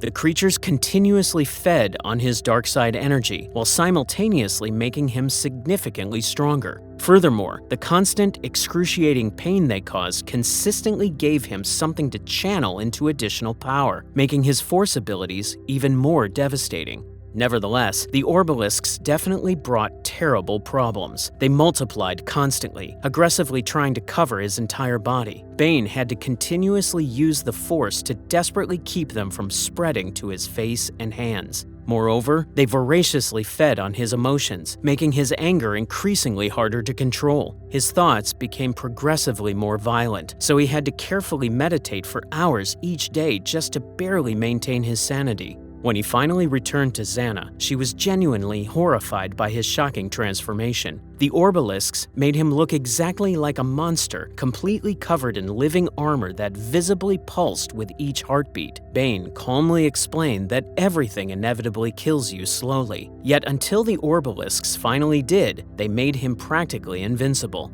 This was fundamentally the Sith way, because it was taking power wherever you find it, completely regardless of the cost. He deliberately made Zannah carefully study the orbalisks closely, thoroughly understanding their biology and potential weaknesses. But he specifically wanted her to understand that power inevitably always came with a significant price. During this particular period, a Sith cultist named Hetton unexpectedly sought out Zannah. He boldly claimed to have extensive knowledge of ancient Sith artifacts, including the precise location of Balia Darzu's holocron. Zannah cleverly pretended to lie with him, since she immediately knew the information could prove extremely valuable. But Hetton foolishly believed he could successfully curry favor by eliminating Bane, so he hastily assembled a team of 8 elite Umbaran shadow assassins specifically trained in lightsaber combat. The coordinated attack came at Caleb's cottage on Ambria. 8 dark-side warriors simultaneously surrounded Bane with their lightsabers igniting in perfect unison, but they had absolutely no idea what they actually faced. Bane's orbalisk armor effortlessly turned aside their strikes while he systematically moved through them like death itself. In less than 60 seconds, all 8 assassins lay dead as their bodies were violently scattered across the battlefield. Meanwhile, Hetton himself desperately tried to flee, yet Bane easily caught him and brutally snapped his neck with a single hand. Xana cleverly used the information from Hetton to strategically lead them to new sources of power. The orbalisks were clearly a temporary solution at best, but his primary focus gradually became finding knowledge of essence transfer, which was the legendary ability to permanently move one's consciousness into another body. 20 years after initially taking Xana as his apprentice, Bane noticed something extremely disturbing. She had clearly grown powerful enough to successfully challenge him, yet mysteriously showed no ambition to actually try. She seemed strangely content to indefinitely remain the apprentice, continuously learning but never seeking to surpass. Moreover, this fundamentally violated the Rule of Two's essential principle, since the apprentice absolutely must hunger for the master's power. Around this particular time, they strategically adopted more permanent false identities. Bane and Xana convincingly posed as wealthy merchant siblings on Ciutric IV, where he was Sep Omic, and she was his sister Alia Omic. They skillfully used these identities to systematically infiltrate high society and carefully gather information. Furthermore, they successfully established contacts throughout the Republic that would reliably serve future Sith for generations. The final confrontation. To thoroughly test Xana's commitment, Bane deliberately began showing obvious weakness. He would purposefully stumble during combat training, intentionally leave openings in his defense, and convincingly pretend the orbalisk's pain affected him far more than it actually did. But Xana mysteriously never took advantage. Moreover, she definitely seemed to be patiently waiting for something, though Bane absolutely couldn't figure out what. The situation became significantly more complex years later, when Bane unexpectedly discovered Xana had secretly made contact with a Force user named Set Hearth.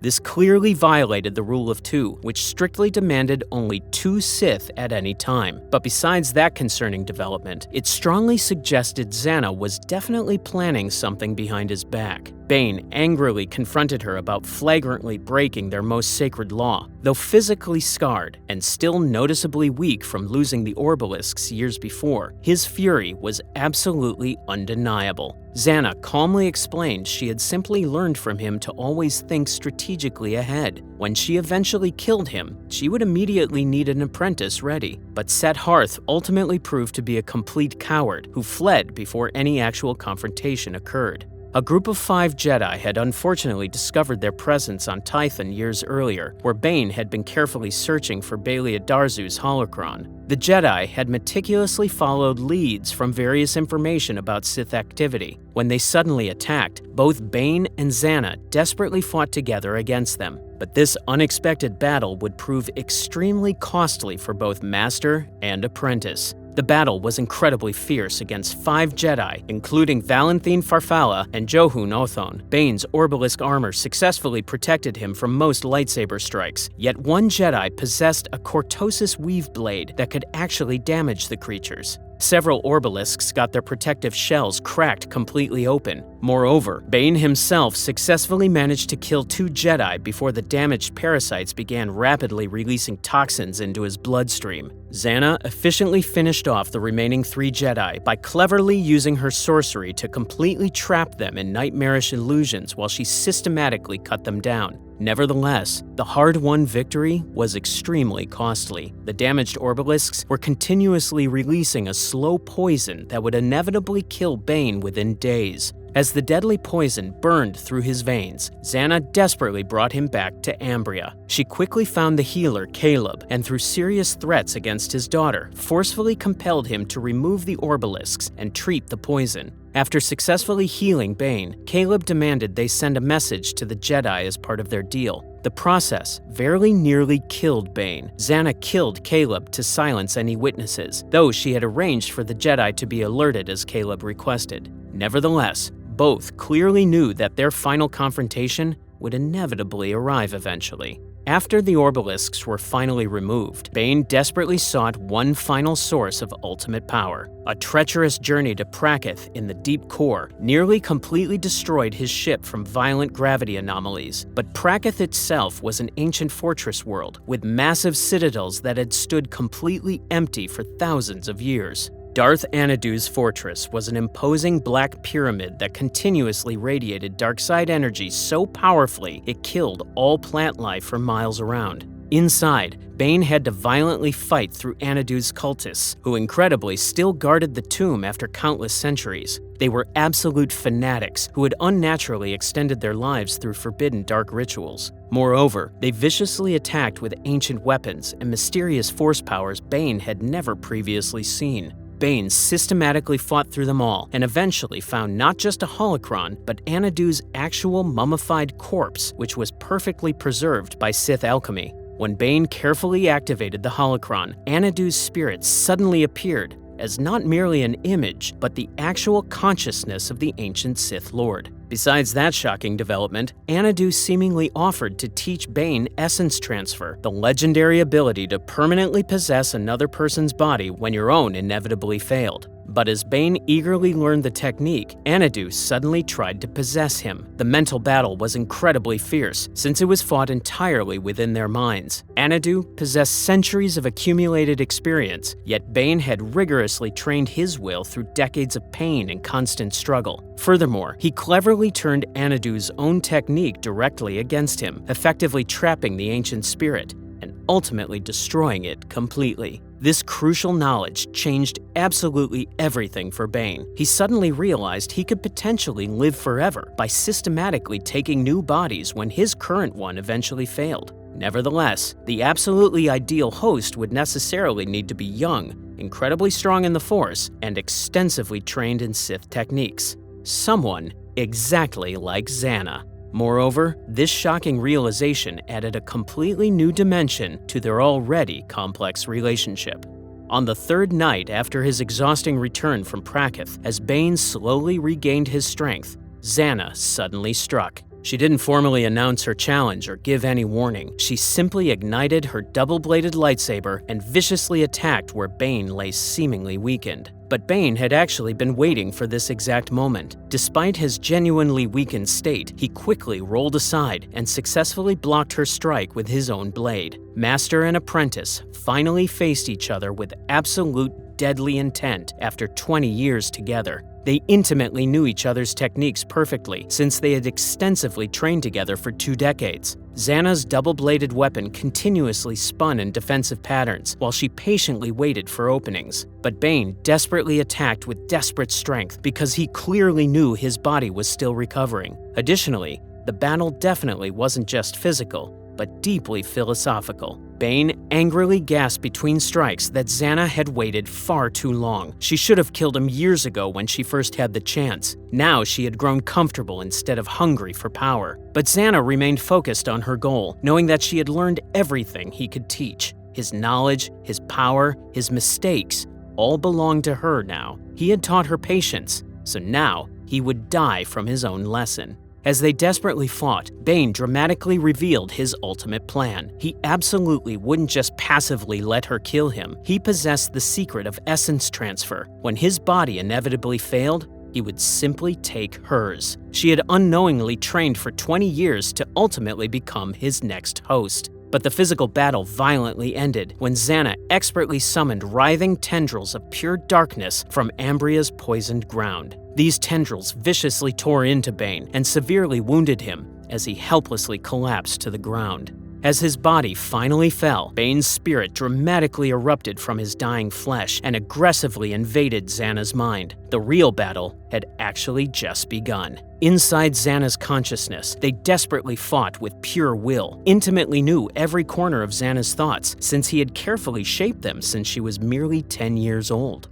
Nevertheless, Xana had definitely prepared for this exact possibility. Her mental defenses were incredibly strong because they were methodically built over years of intensive training. She possessed the will to successfully resist, clearly understanding that this was the ultimate test of the rule of 2. Moreover, she had been specifically preparing for this crucial moment for years, since she absolutely knew Bane would never simply accept death. Xana forcefully told him within their shared mindscape that he had taught her far too well. He had thoroughly shown her that the Sith absolutely must evolve or die. His time had definitely passed. The rule of two fundamentally demanded that the apprentice ultimately surpass the master, but the mental battle continuously raged in their minds as each consciousness desperately struggled for complete dominance. She completely overwhelmed Bane's essence through sheer determination and the considerable strength he had helped her build. When it finally ended, Xana stood completely alone in the ruins of their battleground, but she would never be truly alone. She immediately noticed a slight tremor in her hand that hadn't been there before, which was exactly the same tremor that Bane had gradually developed in his later years. This naturally made her wonder if she had genuinely won,